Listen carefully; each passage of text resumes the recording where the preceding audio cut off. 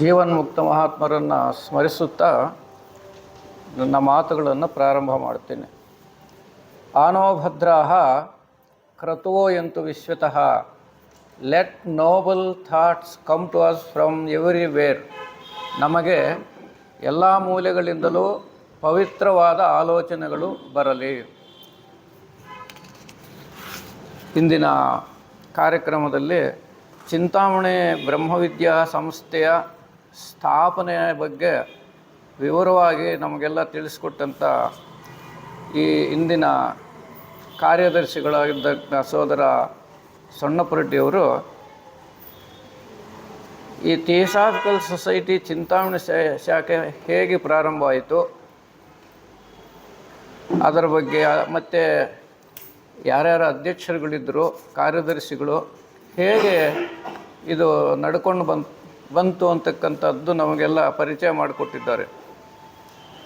Theosophical society ಭಾರತಕ್ಕೆ ಬಂದ ಮೇಲೆ ದೇಶಾದ್ಯಂತ ರಾಜ ಮಹಾರಾಜರುಗಳು, ಸ್ಥಿತಿವಂತರು, ಪ್ರಜ್ಞಾವಂತರು, ಆಮೇಲೆ ಬಹಳ ಮುಖ್ಯವಾಗಿ ಥಿಯೋಸಾಫಿಕಲ್ ಸೊಸೈಟಿಯ ವಾಂಗ್ಮಯದಲ್ಲಿರ್ತಕ್ಕಂಥ ಅನೇಕ ವಿಷಯಗಳು ಹಿಂದೂ ಸಂಸ್ಕೃತಿಗೆ ಸಂಬಂಧಪಟ್ಟವು ಅಂತಕ್ಕಂಥದ್ದು ಅರಿವಾದ ಮೇಲೆ ಎಲ್ಲ ಕಡೆನೂ ಈ ಶಾಖೆಗಳನ್ನು ಸ್ಥಾಪನೆ ಮಾಡೋದಕ್ಕೆ ವಿರಾಳಗಳನ್ನು ಕೊಟ್ಟರು ಎಲ್ಲರೂ.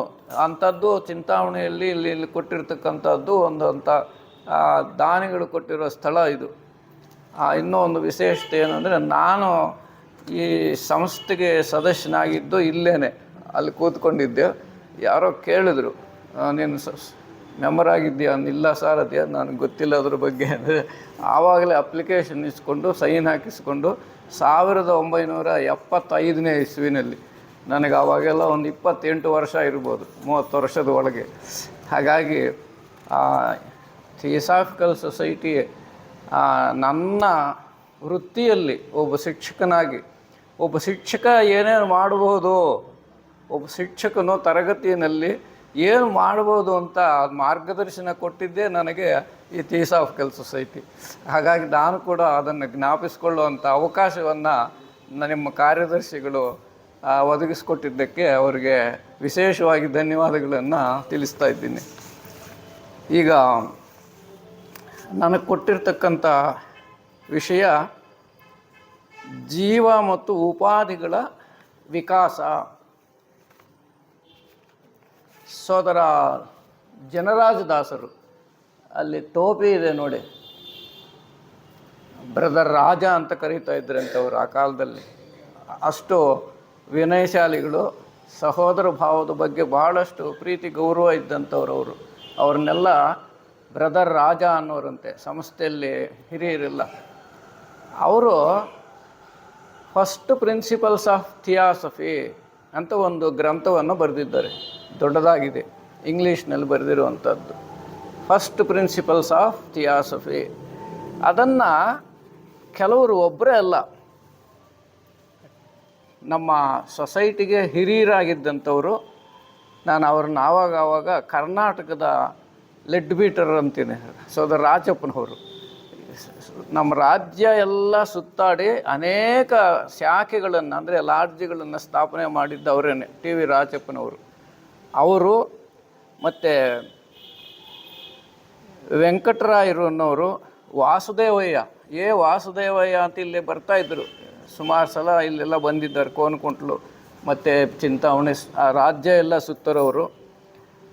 ಮತ್ತು ಸುಬ್ರಹ್ಮಣ್ಯನವರು, ಶ್ರೀಮತಿ ಪಾರ್ವತಿಯವರು, ಅವರೆಲ್ಲ ಸೇರಿಕೊಂಡು ಆ ಪುಸ್ತಕವನ್ನು ಅಧ್ಯಯನ ಮಾಡಿ the first principles of theosophy, ಅದನ್ನು ಕೆಲವು ಮುಖ್ಯವಾದ ಅಧ್ಯಾಯಗಳನ್ನು ಆರಿಸಿಕೊಂಡು ಸಾಮಾನ್ಯ ಜನಕ್ಕೆ, ಆ ಇಂಗ್ಲೀಷ್ ಬರದೇ ಇರುವಂಥ ಜನಕ್ಕೆ ಅರ್ಥವಾಗಲಿ ಅಂತ ಕೆಲವು ಅಧ್ಯಾಯಗಳನ್ನು ವಿಶೇಷವಾಗಿ ಬೇಕಾಗಿರ್ತಕ್ಕಂಥ ವಿಷಯಗಳನ್ನು ಆರಿಸಿಕೊಂಡು ಒಂದು ಸಣ್ಣ ಪುಸ್ತಕ ತಯಾರು ಮಾಡಿದರು. ಥಿಯಾಸಫಿಯ ಮೂಲ ತತ್ವಗಳು ಅಂತ, ಥಿಯಾಸಫಿಯ ಮೂಲ ತತ್ವಗಳು ಅಂತ ಹೆಸರಿಟ್ಟು ಆ ಫಸ್ಟ್ ಪ್ರಿನ್ಸಿಪಲ್ಸ್ ಆಫ್ ಥಿಯಾಸಫಿ ಗ್ರಂಥದಲ್ಲಿ ಸೋದರ ಜನರಾಜದಾಸರು ಬರೆದಿರ್ತಕ್ಕಂಥ ವಿಷಯಗಳನ್ನು ಆರಿಸಿಕೊಂಡು ಈ ಪುಸ್ತಕವನ್ನು ಕನ್ನಡದಲ್ಲಿ ತಯಾರು ಮಾಡಿದರು. ಅದರಲ್ಲಿ ಮೊದಲನೆಯ ಅಧ್ಯಾಯ evolution of life and form ಅಂತ.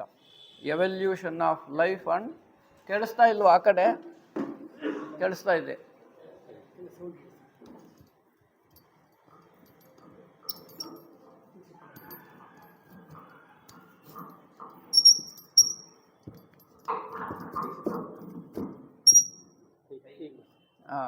ಮೊದಲನೇ ಅಧ್ಯಾಯ ಕೇಳಿಸ್ತಾ? ಮೊದಲನೇ ಅಧ್ಯಾಯ ಅಂದರೆ first principles of theosophy, Jinaraj ದಾಸರು ಬರೆದಿರ್ತಕ್ಕಂಥ ಗ್ರಂಥ.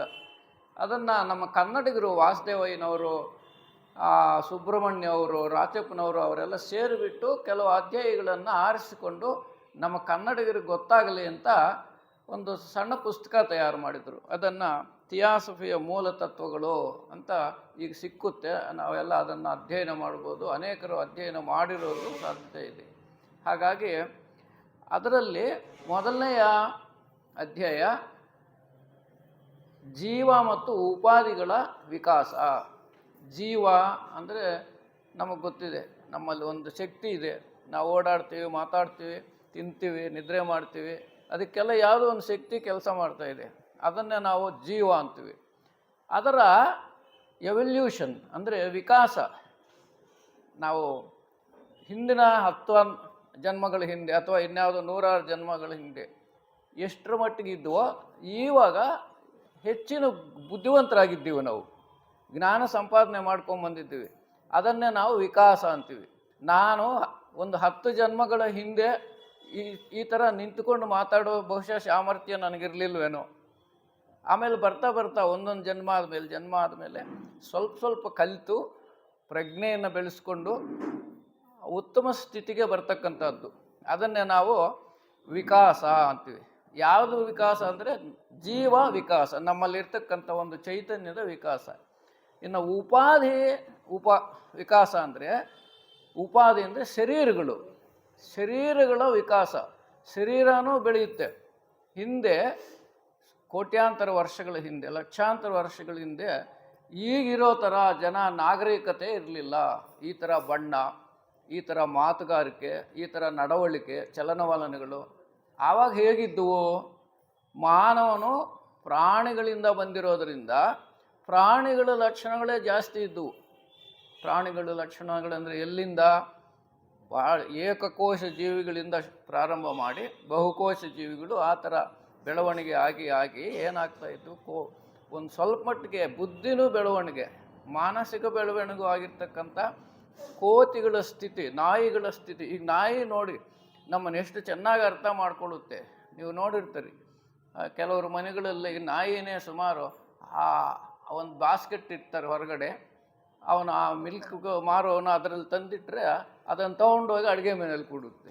ಅಂದರೆ ನಾಯಿಗೂ ಕೂಡ ಪ್ರಜ್ಞೆ ಬೆಳವಣಿಗೆ, ಮನಸ್ಸಿನ ಬೆಳವಣಿಗೆ ಆಗ್ತಾಯಿದೆ.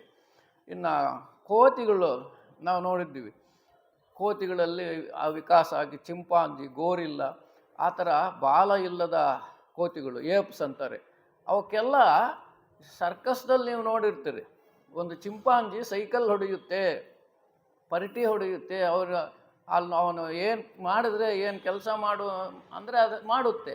ಅಂದರೆ ಪ್ರಾಣಿಗಳಲ್ಲಿ ಕೂಡ ಈ ಪ್ರಜ್ಞೆಯ ವಿಕಾಸ ಆಗಿ, ಬುದ್ಧಿ ವಿಕಾಸ ಆಗಿ, ಶರೀರವೂ ಬರೀತಾ ಕೊನೆಗೆ ಆ ಚಿಂಪಾಂಜಿ, ಗೋರಿಲ್ಲ ಅವೆಲ್ಲನೂ ಕಾಡು ಮಾನವನ ಸ್ಥಿತಿ.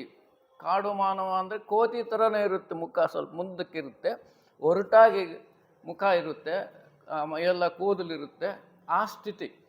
ಅಲ್ಲಿಂದ ಮುಂದಕ್ಕೆ ಏನಾಗುತ್ತೆ? ಎರಡೂ ಒಂದು ಕಡೆ ಜೀವನೂ ಬೆಳೆಯುತ್ತೆ, ಇನ್ನೊಂದು ಕಡೆ ಶರೀರನೂ ಬೆಳೆಯುತ್ತೆ. ಆ ಥರ ಬೆಳವಣಿಗೆ ಆಗಿ ಈಗಿನ ಸ್ಥಿತಿಯಲ್ಲಿ ಏನು ನಾವಿದ್ದೀವಿ, ನಾಗರಿಕ ಜೀವಿಗಳು ಈ ಸ್ಥಿತಿಗೆ ಬಂದಿದ್ದೀವಿ. ಇನ್ನು ಈ ಜೀವ ವಿಕಾಸದ, ಉಪಾಧಿಗಳ ವಿಕಾಸದ ಮುಂದಿನ ಘಟ್ಟ ಏನಪ್ಪ ಅಂದರೆ ಇನ್ನೂ ಬೆಳವಣಿಗೆ ಆಗಬೇಕು. ಇನ್ನೂ ಆಗಿ ನಾವು ಮಾನವಾತೀತ ಸ್ಥಿತಿಗೆ, ಅಂದರೆ ದೇವರ ಸ್ಥಿತಿಗೆ ಬರಬೇಕು, ದೇವರ ಮಟ್ಟಕ್ಕೆ ಬರಬೇಕು. ಈಗ ನಾವು ಕೆಲವು ಕಡೆ ಕೇಳಿರ್ತೀವಿ ದೈವ ಮಾನವರು ಅಂತ. ಬಹುಶಃ ನಾವು ಸಿದ್ಧಗಂಗಾ ಮಠದ ಸ್ವಾಮಿಗಳು ಅವ್ರನ್ನೆಲ್ಲ ನಾವು ನೆನೆಸ್ಕೊಂಡ್ರೆ ಅವರು 111 ವರ್ಷ ಸಮಾಜ ಸೇವೆ, ಸಾವಿರಾರು ಜನ ಮಕ್ಕಳಿಗೆ ಆ ವಿದ್ಯಾ ಬುದ್ಧಿಯನ್ನೆಲ್ಲ ಜಾಗ ಕೊಟ್ಟು ಉಚಿತವಾಗಿರ್ತಕ್ಕಂಥ ಒಂದು ಎಲ್ಲ ವ್ಯವಸ್ಥೆ ಮಾಡಿ ಅವ್ರನ್ನ ನಡೆದಾಡುವ ದೇವರು ಅಂದಿದ್ದಾರೆ. ನಡೆದಾಡಿದ ದೇವರು ಅವರು ಸಿದ್ಧಗಂಗಾ ಶ್ರೀಗಳು. ಹಾಗಾಗಿ ಅಂಥವ್ರು ಎಷ್ಟೋ ಜನ ಬೆಳವಣಿಗೆ ಆಗಿದ್ದಾರೆ. ಬುದ್ಧರ ಮಟ್ಟಕ್ಕೆ, ಗೌತಮ ಬುದ್ಧರ ಮಟ್ಟಕ್ಕೆ ಬೆಳೆಯತಕ್ಕಂಥ ಒಂದು ಅವಕಾಶ ಪ್ರತಿ ಜೀವಿಗೂ ಇದೆ. ಎರಡೂ ಥರನೂ, ಒಂದು ಜೀವಿಯ ಬೆಳವಣಿಗೆ, ಇನ್ನೊಂದು ಶರೀರದ ಬೆಳವಣಿಗೆ. ಶರೀರ ಕೂಡ ಸುಂದರವಾಗ್ತಾ ಬರುತ್ತೆ, ಬೆಳೀತಾ ಜನ್ಮಗಳು ತಗೊಳ್ತಾ ನಾಗರಿಕತೆಯನ್ನು ಅಭ್ಯಾಸ ಮಾಡ್ತಾ ನಾವು ಒಳ್ಳೆಯತನದಲ್ಲಿ ಬೆಳೀತಾ ಶರೀರನೂ ಸೌಂದರ್ಯ ಪೂರ್ಣವಾಗಿ ಶರೀರ ಬೆಳವಣಿಗೆ ಆಗುತ್ತೆ, ಬುದ್ಧಿ ಬೆಳವಣಿಗೆನೂ ಆಗುತ್ತೆ. ಈ ಎರಡು ಥರ ಬೆಳವಣಿಗೆಗಳನ್ನು ನಾವು ಜೀವ ಮತ್ತು ಉಪಾಧಿಗಳ ವಿಕಾಸ ಅಂತ ಜನರಾಜದಾಸರು ಬಹಳ ಸುಂದರವಾಗಿ ವೈಜ್ಞಾನಿಕ ರೀತಿಯಲ್ಲಿ ಆ ಗ್ರಂಥದಲ್ಲಿ ಬರೀತಾರೆ. ಮತ್ತು ಜೀವ ವಿಕಾಸಕ್ಕೆ ಮೊದಲು, ಜೀವಿ ಬೆಳವಣಿಗೆ ಆಗೋಕ್ಕೂ ಮೊದಲು ಇನ್ನೂ ಸ್ವಲ್ಪ ನಾವು ಹಿಂದಕ್ಕೆ ಹೋಗಿ ಜಗತ್ತಿನ ಸೃಷ್ಟಿ ಬಗ್ಗೆ ತಿಳ್ಕೋಬೇಕು. ಜಗತ್ತಿಲ್ಲದೆ ಇದ್ದರೆ ನಾವೆಲ್ಲ ಎಲ್ಲಿರ್ತೀವಿ, ಜೀವಿಗಳೆಲ್ಲಿರುತ್ತೆ, ವಿಕಾಸ ಎಲ್ಲಾಗುತ್ತೆ. ಹಾಗಾಗಿ ಜಗತ್ತಿನ ಸೃಷ್ಟಿಯ ಬಗ್ಗೆನೂ ನಮಗೆ ಸ್ವಲ್ಪ ಮಟ್ಟಿಗಾದರೂ ಅರಿವಿರಬೇಕು.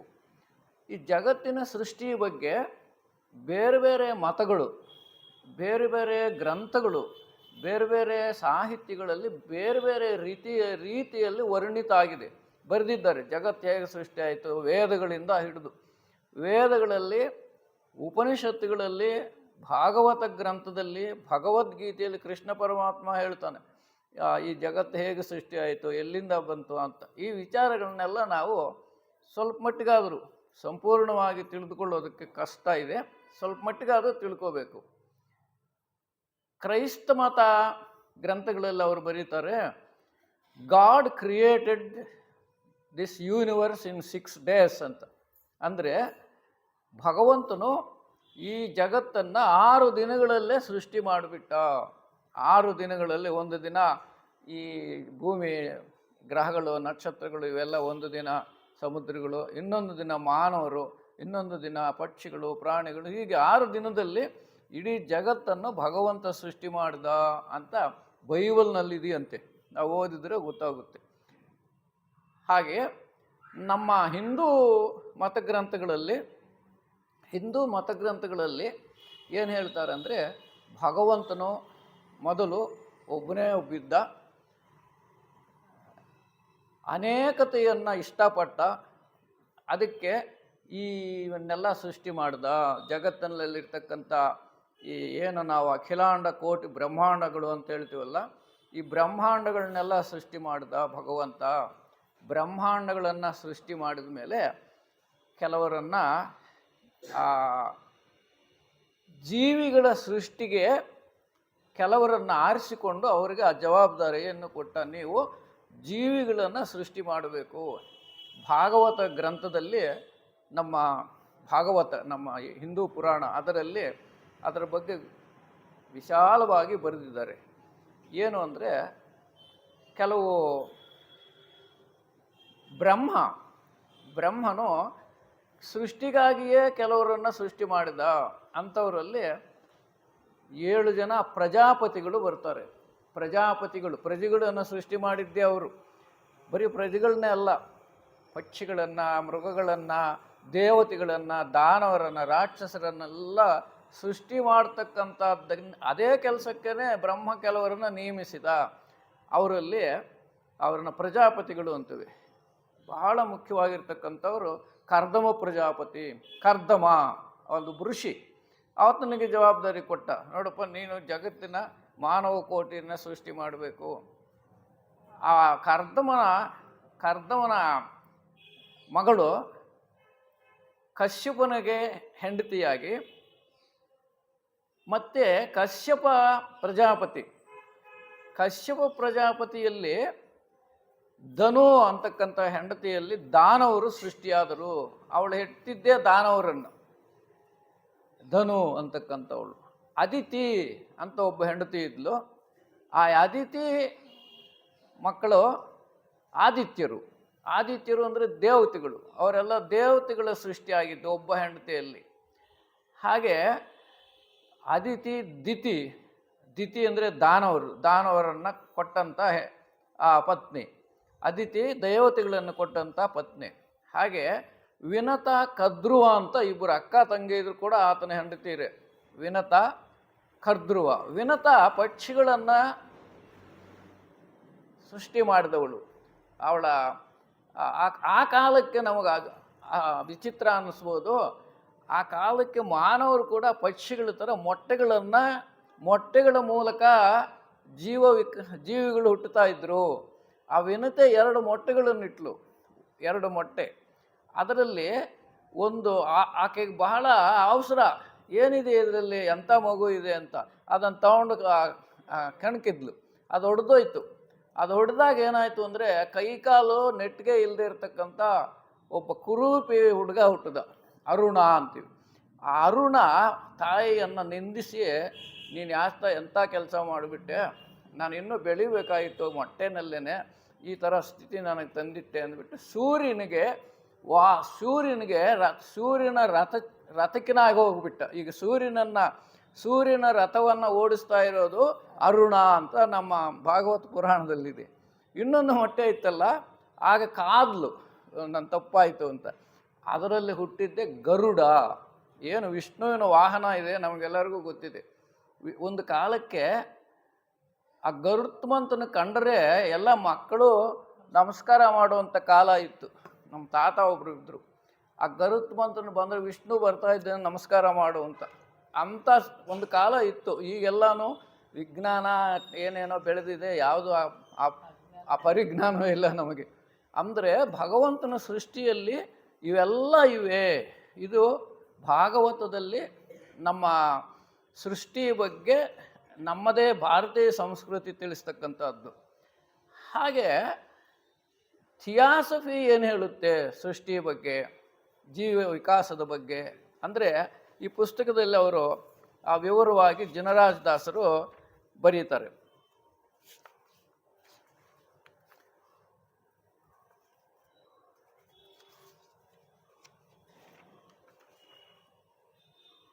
ಜಗತ್ತಿನ ಸೃಷ್ಟಿ ಹೇಗಾಯಿತು?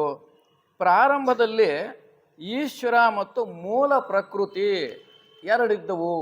ನಮ್ಮ ಥಿಯಾಸಫಿ ಹೇಳುತ್ತೆ ಪ್ರಾರಂಭದಲ್ಲಿ ಏನಿತ್ತಪ್ಪ ಅಂದರೆ ಬರೀ ಒಂದು, ಇದು ವಿಜ್ಞಾನನೂ ಹೇಳುತ್ತೆ.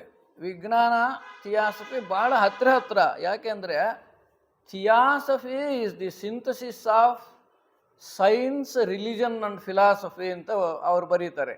ಅಂದರೆ ಥಿಯಾಸಫಿನಲ್ಲಿ ವಿಜ್ಞಾನ ಇದೆ, ತತ್ವಜ್ಞಾನ ಇದೆ, ಮತ್ತು ಮತ ಸಂಬಂಧ ವಿಷಯಗಳು ಇದ್ದಾವೆ. ಇವಾಗ ಹೇಳಿದ್ದೆಲ್ಲ ನಾನು ಮತ ಸಂಬಂಧ ವಿಷಯಗಳೇ. ನಮ್ಮ ಮತಗಳು ಕ್ರೈಸ್ತ ಮತ ಏನು ಹೇಳುತ್ತೆ, ಹಿಂದೂ ಮತ ಏನು ಹೇಳುತ್ತೆ ಈ ಸೃಷ್ಟಿ ಬಗ್ಗೆ, ಅದನ್ನು ವಿಚಾರ ಮಾಡುತ್ತೆ ನಮ್ಮ ಥಿಯೋಸಾಫಿಕಲ್ ಸೊಸೈಟಿ ವಾಂಗ್ಮಯ. ಹಾಗಾಗಿ ಪ್ರಾರಂಭದಲ್ಲಿ ಇದೇನೂ ಇರಲಿಲ್ಲ. ಊರುಗಳಿರಲಿಲ್ಲ, ಬೆಟ್ಟಗಳಿರಲಿಲ್ಲ, ಭೂಮಿ ಇರಲಿಲ್ಲ, ಸೂರ್ಯ ಚಂದ್ರ ಏನೂ ಇರಲಿಲ್ಲ, ಕತ್ತಲು. ಅಂದರೆ ನಾವು ಊಹಿಸ್ಕೊಂಡ್ರೆ, ಕಣ್ಣು ಮುಚ್ಕೊಂಡ್ರೆ ಗೊತ್ತಾಗುತ್ತೆ ನಮಗೆ. ಒಂದು ಸಲ ಕಣ್ಣು ಮುಚ್ಕೊಂಡ್ರೆ ಏನು ಕಾಣಿಸುತ್ತೆ ನಮಗೆ? ಏನು ಅಂಥ ಸ್ಥಿತಿ ಇತ್ತು. ಆ ಸ್ಥಿತಿಯಲ್ಲಿ ಒಂದು ದೊಡ್ಡದಾಗಿರ್ತಕ್ಕಂಥ ಓರಿಯನ್ ಅಂತಕ್ಕಂಥದ್ದು ಒಂದು ವಸ್ತು ಇತ್ತು. ಅದು ಏನರಿಂದ ತಯಾರಾಗಿತ್ತಂದರೆ ಅದರಲ್ಲಿ ಬರೀ ಧೂಳಿನ ಕಣಗಳು, ಏನೋ ಒಂದು ರೀತಿಯಲ್ಲಿ ಒಂದು ಧೂಮ ಅಂತ ಹೇಳ್ತೀವಿ. ಧೂಮ ಅಂದರೆ ಹೊಗೆ ಥರ ಇತ್ತು. ಅದು ಅಸ್ತವ್ಯಸ್ತವಾಗಿತ್ತು, ಯಾವುದೇ ಒಂದು ವ್ಯವಸ್ಥಿತ ರೀತಿಯಲ್ಲಿ ಇರಲಿಲ್ಲ. ಅದು ಬೆಳವಣಿಗೆ ಆಗಿ ಅರ್ಷಮೇಜರ್ ಅಂತಕ್ಕಂಥ ಒಂದು ನೀಹಾರಿಕೆ ತಯಾರಾಯಿತು. ಇದು ನಮ್ಮ ವಿಜ್ಞಾನ ಮತ್ತು ಥಿಯಾಸಫಿ ಎರಡೂ ಹೇಳ್ತಕ್ಕಂಥದ್ದು. ಅದು ಆ ಮೇಜರ್ ಅಂತಕ್ಕಂಥ ವಸ್ತು, ದೊಡ್ಡ ವಸ್ತು, ಇಡೀ ಜಗತ್ತನ್ನು ಆವರಿಸಿರ್ತಕ್ಕಂಥ ವಸ್ತು, ಅದು ಚಕ್ರದಂತೆ ತಿರುಗೋಕ್ಕೆ ಪ್ರಾರಂಭ ಆಯಿತು. ಆ ತಿರುಗುತ್ತಾ ಆ ಸ್ಪೀಡ್ಗೆ ಆ ವೇಗಕ್ಕೆ ಅದು ಒಡ್ಕೊಂಡ್ಬಿಡ್ತು. ಒಡ್ಕೊಂಡು ಅನೇಕ ಭಾಗಗಳಾಗೋದವು.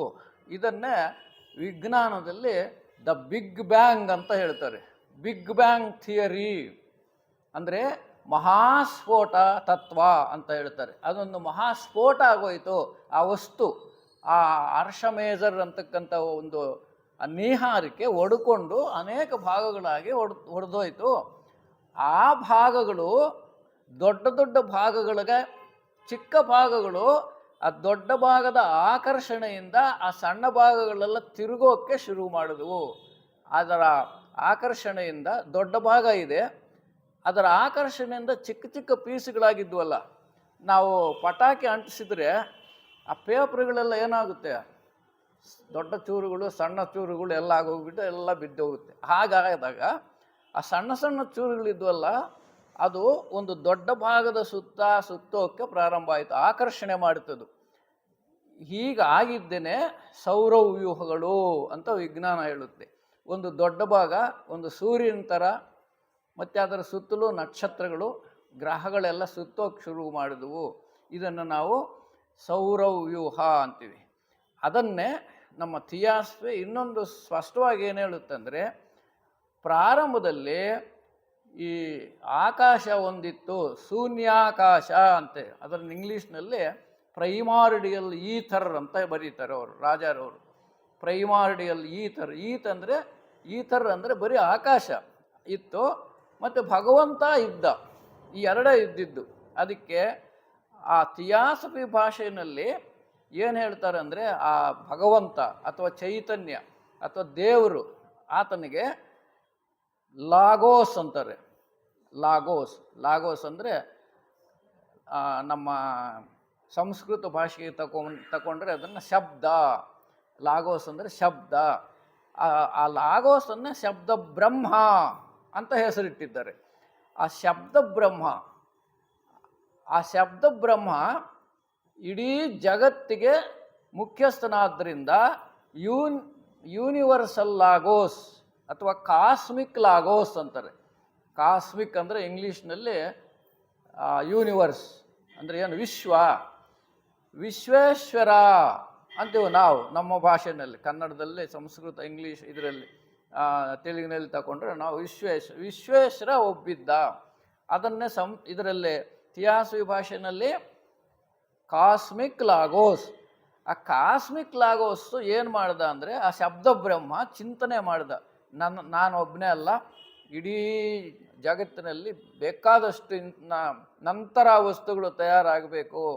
ಆ ಭಾಗವತದಲ್ಲೇನು ಭಗವಂತನು ಪ್ರಜಾಪತಿಗಳನ್ನು ಇಟ್ಟು ನೀವು ಸೃಷ್ಟಿ ಮಾಡಿ ಅಂತ ಹೇಳಿದ ಹಾಗೆ, ಇಲ್ಲಿ ಕೂಡ ಆ ಕಾಸ್ಮಿಕ್ ಲಾಗೋಸ್, ಆ ವಿಶ್ವೇಶ್ವರನು ಚಿಂತನೆ ಮಾಡಿ ತನ್ನ ಶಕ್ತಿ ಸಾಮರ್ಥ್ಯಗಳನ್ನು ಈ ಪ್ರೈಮಾರ್ಡಿಯಲ್ ಈಥರ್ ಇದೆಯಲ್ಲ, ಅಂದರೆ ಶೂನ್ಯಾಕಾಶದೊಳಕ್ಕೆ ಸುರಿದ.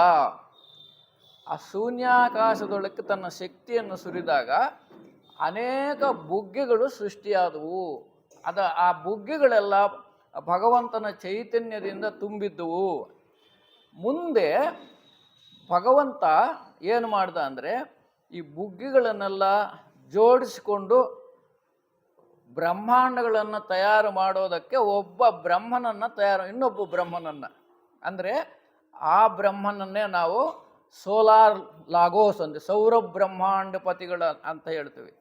ಈಗ ಸುತ್ತುತ್ತಾ ಇದ್ವಲ್ಲ, ಈ ಅರಸಮೇಜರ್ನಲ್ಲಿ ಒಡ್ಕೊಂಡು ಭಾಗಗಳು ಸುತ್ತುತ್ತಾ ಇದ್ವಲ್ಲ, ಅಂಥ ಭಾಗಗಳನ್ನು ಕೆಲವನ್ನು ನಿರ್ದಿಷ್ಟ ರೀತಿಯಲ್ಲಿ ಹೊಂದಿಕೆ ಮಾಡಿ ಒಂದೊಂದು ಭಾಗಕ್ಕೂ ಒಬ್ಬೊಬ್ಬ ಅಧಿಪತಿಯನ್ನು ಸೃಷ್ಟಿ ಮಾಡಿದ.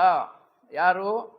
ಈ ಕಾಸ್ಮಿಕ್ ಲಾಗೋಸ್ ವಿಶ್ವೇಶ್ವರನು ಒಂದೊಂದು ಭಾಗಕ್ಕೆ ಬ್ರಹ್ಮಾಂಡ ಅಂತ ಹೆಸರು ಕೊಟ್ಟು, ಆ ಬ್ರಹ್ಮಾಂಡಕ್ಕೆ ಒಬ್ಬೊಬ್ಬ ಅಧಿಪತಿಯನ್ನು ತಯಾರು ಮಾಡಿ ಸೃಷ್ಟಿ ಮಾಡಿ, ಅದಕ್ಕೆ ನಿನ್ನ ಜವಾಬ್ದಾರಿನಪ್ಪ, ಇದನ್ನು ನೀನು ನೋಡ್ಕೋ ಅಂತ ಹೇಳಿ, ಅಂಥ ಬ್ರಹ್ಮಾಂಡಗಳು ಎಷ್ಟಿವೆ ಅಂದರೆ ಕೋಟ್ಯಾಂದಿದೆ ಅಂತೆ. ಆ ಕೋಟಿ ಬ್ರಹ್ಮಾಂಡಗಳನ್ನು ಸೃಷ್ಟಿಸಿದ್ದಕ್ಕೆ ಆ ವಿಶ್ವೇಶ್ವರನಿಗೆ ಅಖಿಲಾಂಡ ಕೋಟಿ ಬ್ರಹ್ಮಾಂಡ ನಾಯಕ ಅಂತಾರೆ. ಅವಕ್ಕೆಲ್ಲ ಬ್ರಹ್ಮಾಂಡಗಳಿಗೆಲ್ಲ ನಾಯಕ, ಒಂದು ಬ್ರಹ್ಮಾಂಡಕ್ಕೆ ಒಬ್ಬ ನಾಯಕ. ಆತನ್ನೇ ನಾವು ಸೌರ ಬ್ರಹ್ಮಾಂಡೇಶ್ವರ ಅಂತೀವಿ. ಅಂದರೆ ಒಬ್ಬ ಸೂರ್ಯ, ಅದರ ಸುತ್ತತಕ್ಕಂಥ ಗ್ರಹಗಳು. ಈಗ ನಮ್ಮ ಸೌರ ಬ್ರಹ್ಮಾಂಡ ತಗೊಂಡ್ರೆ ನಮಗೊಬ್ಬ ಸೂರ್ಯ ಇದ್ದಾನೆ, ದಿನ ನೋಡ್ತಾ ಇದ್ದೀವಿ ನಾವು, ಬೆಳಗಾದರೆ ಸೂರ್ಯ ಹುಟ್ಟುತ್ತಾನೆ ಅಂತೀವಿ. ಮತ್ತು ಆ ಸೂರ್ಯನ ಸುತ್ತ ಬುಧ, ಮಂಗಳ, ಯುರೇನಸ್, ನೆಪ್ಚೂನ್ ಈ ಥರ ಗ್ರಹಗಳು ಸುತ್ತ ಇದ್ದಾವೆ. ಇಂಥವು ಎಷ್ಟಿದ್ದಾವೆ ಅಂದರೆ ಕೋಟಿಗಳಿದಾವಂತೆ. ನಾವು ಒಂದರಲ್ಲಿದ್ದೀವಿ. ನಾವಿರೋದು ಒಂದು ಸೌರ ಬ್ರಹ್ಮಾಂಡದಲ್ಲಿ. ನಮಗೊಬ್ಬ ಸೂರ್ಯ ಇದ್ದಾನೆ, ನಮಗೊಬ್ಬ ಭೂಮಿ ಇದೆ, ಒಂದು ಭೂಮಿ, ನಾವು ಆ ಭೂಮಿ ಮೇಲೆ ಈಗ ಜೀವನ ಮಾಡ್ತಾ ಇದ್ದೀವಿ. ಹಾಗೆ ಬುಧ, ಶುಕ್ರ, ಶನಿ, ಮಂಗಳ ಅವೆಲ್ಲ ಇಲ್ಲಿ ಸುತ್ತಾ ಇದ್ದಾವೆ. ಇಂಥ ವ್ಯವಸ್ಥೆಗಳು ಕೋಟ್ಯಾನು ಇದ್ದಾವೆ ಜಗತ್ತಿನಲ್ಲಿ. ಅಂಥವನ್ನು ಒಂದೊಂದನ್ನು ಒಬ್ಬರು ನೋಡ್ಕೊತಾ ಇದ್ದಾರೆ. ಅವನಿಗೆ ಸೌರ ಬ್ರಹ್ಮಾಂಡೇಶ್ವರ ಅಂತೀವಿ. ಇವರೆಲ್ಲರಿಗೂ ಒಬ್ಬ ಮುಖ್ಯಸ್ಥ ಇದ್ದಾನೆ, ಅವನನ್ನೇನಂತೀವಿ? ವಿಶ್ವೇಶ್ವರ ಅಂತೀವಿ. Cosmic logos. ಕಾಸ್ಮಿಕ್ ಅಂದರೆ ವಿಶ್ವ. ವಿಶ್ವಕ್ಕೆಲ್ಲ, ಈ ಅಧಿಪತಿಗಳಿಗೆಲ್ಲ, ಈ ಬ್ರಹ್ಮಾಂಡಗಳಿಗೆಲ್ಲ ಅಧಿಪತಿ ಆಗಿರೋದ್ರಿಂದ ಆತನನ್ನು ಅಖಿಲಾಂಡ ಕೋಟಿ ಬ್ರಹ್ಮಾಂಡ ನಾಯಕ. ಇದು ಸೃಷ್ಟಿ. ಇದನ್ನು ನಾವು ಅರ್ಥ ಮಾಡಿಕೊಂಡ ಮೇಲೆ ಈ ಸೃಷ್ಟಿ ಆಯ್ತಲ್ಲ, ಈ ಗ್ರಹಗಳು ಭೂಮಿ, ಮಂಗಳ, ಆಮೇಲಿಂದ ಬುಧ, ಶುಕ್ರ, ಈ ಗ್ರಹಗಳಲ್ಲಿ ಬರ್ತಾ ಬರ್ತಾ ಬರ್ತಾ ಕೆಲವು ರಾಸಾಯನಿಕ ವಸ್ತುಗಳು ಸೃಷ್ಟಿಯಾದವು. ರಾಸಾಯನಿಕ ವಸ್ತುಗಳು ಸೃಷ್ಟಿಯಾದವು, ಎಲಿಮೆಂಟ್ಸ್ ಅಂತಾರೆ. ಮೂಲ ವಸ್ತುಗಳು ಸೃಷ್ಟಿಯಾದವು. ಆ ಕೆಲವು ಮೂಲ ವಸ್ತುಗಳು ಸೇರಿಕೊಂಡು ಒಂದು ವಿಶೇಷವಾಗಿರ್ತಕ್ಕಂಥ ಒಂದು ವಸ್ತು ತಯಾರಾಯಿತು. ಅದನ್ನೇ ಪ್ರೋಟೋಪ್ಲಾಸಮ್ ಅಂತಾರೆ. ಈ ಜಗತ್ತಿನ ಜೀವಕೋಟಿಗೆಲ್ಲ ಇದನ್ನು ನಾವು ಬಹಳ ಮುಖ್ಯವಾಗಿ ಜ್ಞಾಪಕ ಇಟ್ಕೋಬೇಕು. ಅನೇಕ ರಾಸಾಯನಿಕ ವಸ್ತುಗಳ ಸಂಯೋಗದಿಂದ ಈ ಭೂಮಿ ಮೇಲೆ ಅಥವಾ ಯಾವುದೇ ಗ್ರಹಗಳ ಮೇಲೆ ತಯಾರಾಗಿರ್ತಕ್ಕಂಥ ಮೂಲ ವಸ್ತುಗಳಿದಾವಲ್ಲ, ಆ ರಾಸಾಯನಿಕ ಮೂಲ ವಸ್ತುಗಳು, ಅವುಗಳ ಮೂಲಕ, ಅವುಗಳ ಸಂಯೋಗದಿಂದ ಅನೇಕ ರಾಸಾಯನಿಕ ವಸ್ತುಗಳು ಸೇರಿ ಒಂದು ವಿಶೇಷವಾದ ವಸ್ತು ತಯಾರಾಯಿತು. ಅದನ್ನೇ ನಾವು ಪ್ರೋಟೋಪ್ಲಾಸಮ್ ಅಂದರೆ ಜೀವರಸ ಅಂತೀವಿ ಕನ್ನಡದಲ್ಲಿ. ಆ ಜೀವರಸ ಸೃಷ್ಟಿಯಾಯಿತು. ಆ ಜೀವರಸವೇ ಇವತ್ತಿನ ಸಸ್ಯಗಳಿಗೆ, ಪ್ರಾಣಿಗಳಿಗೆ, ಮಾನವರಿಗೆ ಎಲ್ಲದಕ್ಕೂ ಕಾರಣ. ಪ್ರತಿಯೊಂದು ಸಸ್ಯದಲ್ಲಿಯೂ ಆ ಪ್ರೋಟೋಪ್ಲಾಸಮ್ ಇದೆ, ಪ್ರತಿ ಜೀವಿಯಲ್ಲಿಯೂ ಆ ಪ್ರೋಟೋಪ್ಲಾಸಮ್ ಇದೆ. ವಿಜ್ಞಾನ ಓದೋರಿಗೆ ಚೆನ್ನಾಗಿ ಗೊತ್ತಾಗುತ್ತಿದೆ. ಯಾರು ವಿಜ್ಞಾನ ಓದಿರ್ತಾರೆ ಆ ಹೈಸ್ಕೂಲಲ್ಲೆಲ್ಲ ಇದರ ಬಗ್ಗೆ ವಿವರಣೆಗಳಿವೆ. ಈ ಪ್ರೋಟೋಪ್ಲಾಸಮ್ ಅಂತಕ್ಕಂಥದ್ದು ಅಂದರೆ ಈ ಜೀವರಸ ಪ್ರತಿ ಜೀವಿಯ ಸೃಷ್ಟಿಗೆ, ಬೆಳವಣಿಗೆಗೆ ಕಾರಣ. ಇದನ್ನು ನಾವು ಜೀವ ವಿಕಾಸ ಅಂದರೆ ಇಲ್ಲಿಂದ ತಗೋಬೇಕು ನಾವು. ಜಗತ್ತಿನಲ್ಲಿ ಅನೇಕ ರಾಸಾಯನಿಕ ವಸ್ತುಗಳ ಸಂಯೋಗದಿಂದ ಒಂದು ಜೀವರಸ ತಯಾರಾಯಿತು. ಆ ಜೀವರಸವೇ ಈ ಜೀವಕೋಟಿಗೆಲ್ಲ ಮೂಲ. ಇದನ್ನು ನಾವು ವಿಜ್ಞಾನದಲ್ಲಿ ಇದೆ, ಮತ್ತು ತತ್ವಜ್ಞಾನದಲ್ಲಿನೂ ವಿವರವಾಗಿ ಹೇಳಿದ್ದಾರೆ. ಇದನ್ನು ನಾವು ಅರ್ಥ ಮಾಡ್ಕೋಬೇಕಾದ್ರೆ ಒಬ್ಬ ದೊಡ್ಡ ವಿಜ್ಞಾನಿ ಇದ್ದ, ಡಾರ್ವಿನ್ ಅಂತ. ಡಾರ್ವಿನ್ ಹೈಸ್ಕೂಲಲ್ಲಿ, ಕಾಲೇಜಲ್ಲೆಲ್ಲ ಈ ಡಾರ್ವಿನ್ ಬಗ್ಗೆ ವಿವರಗಳು ಕೊಡ್ತಾರೆ, ಸೈನ್ಸ್ ಓದೋವಂಥವ್ರಿಗೆ. ಈ ಡಾರ್ವಿನ್ನು, ಆತನಿಗೆ ಒಂದು ಸಲ ಒಂದು ಅವಕಾಶ ಸಿಕ್ತು. ಸರ್ಕಾರನೇ ಒಂದು ಹಡಗು ಕೊಟ್ಬಿಟ್ಟು, ನೋಡಪ್ಪ ಈ ಜಗತ್ತೆಲ್ಲ ಸುತ್ತಿ ಒಂದು ರಿಪೋರ್ಟ್ ತಯಾರು ಮಾಡು, ನಿನಗೇನೇನು ಗೊತ್ತಾಗುತ್ತೆ ಅಂತ. ಆತನು 5 ವರ್ಷ ಆ ಹಡಗಿನಲ್ಲಿ ಸುತ್ತಿ ಕೆಲವು ಮುಖ್ಯವಾದ ವಿಷಯಗಳನ್ನು ಬರವಣಿಗೆ ರೂಪದಲ್ಲಿ ಕೊಟ್ಟಿದ್ದಾನೆ. ಅದನ್ನೇ ನಾವು ಡಾರ್ವಿನ್ಸ್ ಥಿಯರಿ ಆಫ್ ಎವಲ್ಯೂಷನ್ ಅಂತೀವಿ. ಜಗತ್ತಿನಲ್ಲಿ ಜೀವಕೋಟಿ ಹೇಗೆ ವಿಕಾಸ ಹೊಂದುತ್ತಾ ಇದೆ ಅನ್ನೋದ್ರ ಬಗ್ಗೆ ಆತನು ಬರೆದಿದ್ದಾನೆ. ಆತನು ಹೇಳ್ತಾನೆ, ಪ್ರಾರಂಭದಲ್ಲಿ ಏಕಕೋಶ ಜೀವಿಗಳು ಮಾತ್ರ ಇದ್ದುವು. ಒಂದೇ ಕೋಶ, ಏಕಕೋಶ, ಏಕಾಣು ಜೀವಿಗಳು, ಸಿಂಗಲ್ ಮೋನೋಸೆಲ್ಡ್ ಅಂತೀವಿ. ಮೋನೋ ಅಥವಾ ಸಿಂಗಲ್ ಸೆಲ್ಡ್ ಅನಿಮಲ್ಸ್ ಅಂತೀವಿ. ಅವಿದ್ದವು. ಅವು ಮುಂದೆ ಬಹುಕೋಶ ಜೀವಿಗಳಾದವು. ಅಂದರೆ ಅನೇಕ ಕೋಶಗಳು ಸೃಷ್ಟಿಯಾಯಿತು. ಅದರಿಂದ ಜಲಚರಗಳು ಸೃಷ್ಟಿಯಾದವು. ಜಲಚರಗಳಂದರೆ ಮೊದಲು ಜೀವಿ ಸೃಷ್ಟಿಯಾಗಿದ್ದೇ ನೀರಿನಲ್ಲಿ, ಮುಖ್ಯವಾಗಿ ಸಮುದ್ರದಲ್ಲಿ ಅನೇಕ ಜೀವಿಗಳು ಸೃಷ್ಟಿಯಾದವು ಅದನ್ನು ಡಾರ್ವಿನ್ ಆಗಿ ಬರೀತಾನೆ. ಆಮೇಲೆ ಜಲಚರಗಳಾದ ಮೇಲೆ ಭೂಮಿ ಮೇಲೆ ಓಡಾಡ್ತಕ್ಕಂಥ ಜೀವಿಗಳು ಸೃಷ್ಟಿಯಾದವು. ಈ ಜಲಚರಗಳಂದರೆ ಮೀನು ಅಂಥವು.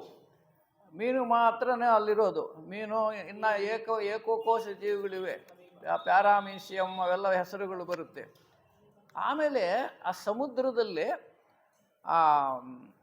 ಏನಾಯಿತು ಅಂದರೆ 2 ಥರ ಜೀವಿಗಳು ಸೃಷ್ಟಿಯಾದವು.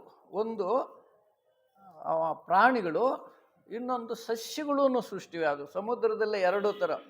ಒಂದು ಯೂಗ್ಲಿನ ಅಂತ ಒಂದು ಪ್ರಾಣಿ ಇದೆ. ಅದು ಸಸ್ಯನೂ ಹೌದು, ಪ್ರಾಣಿನೂ ಹೌದು.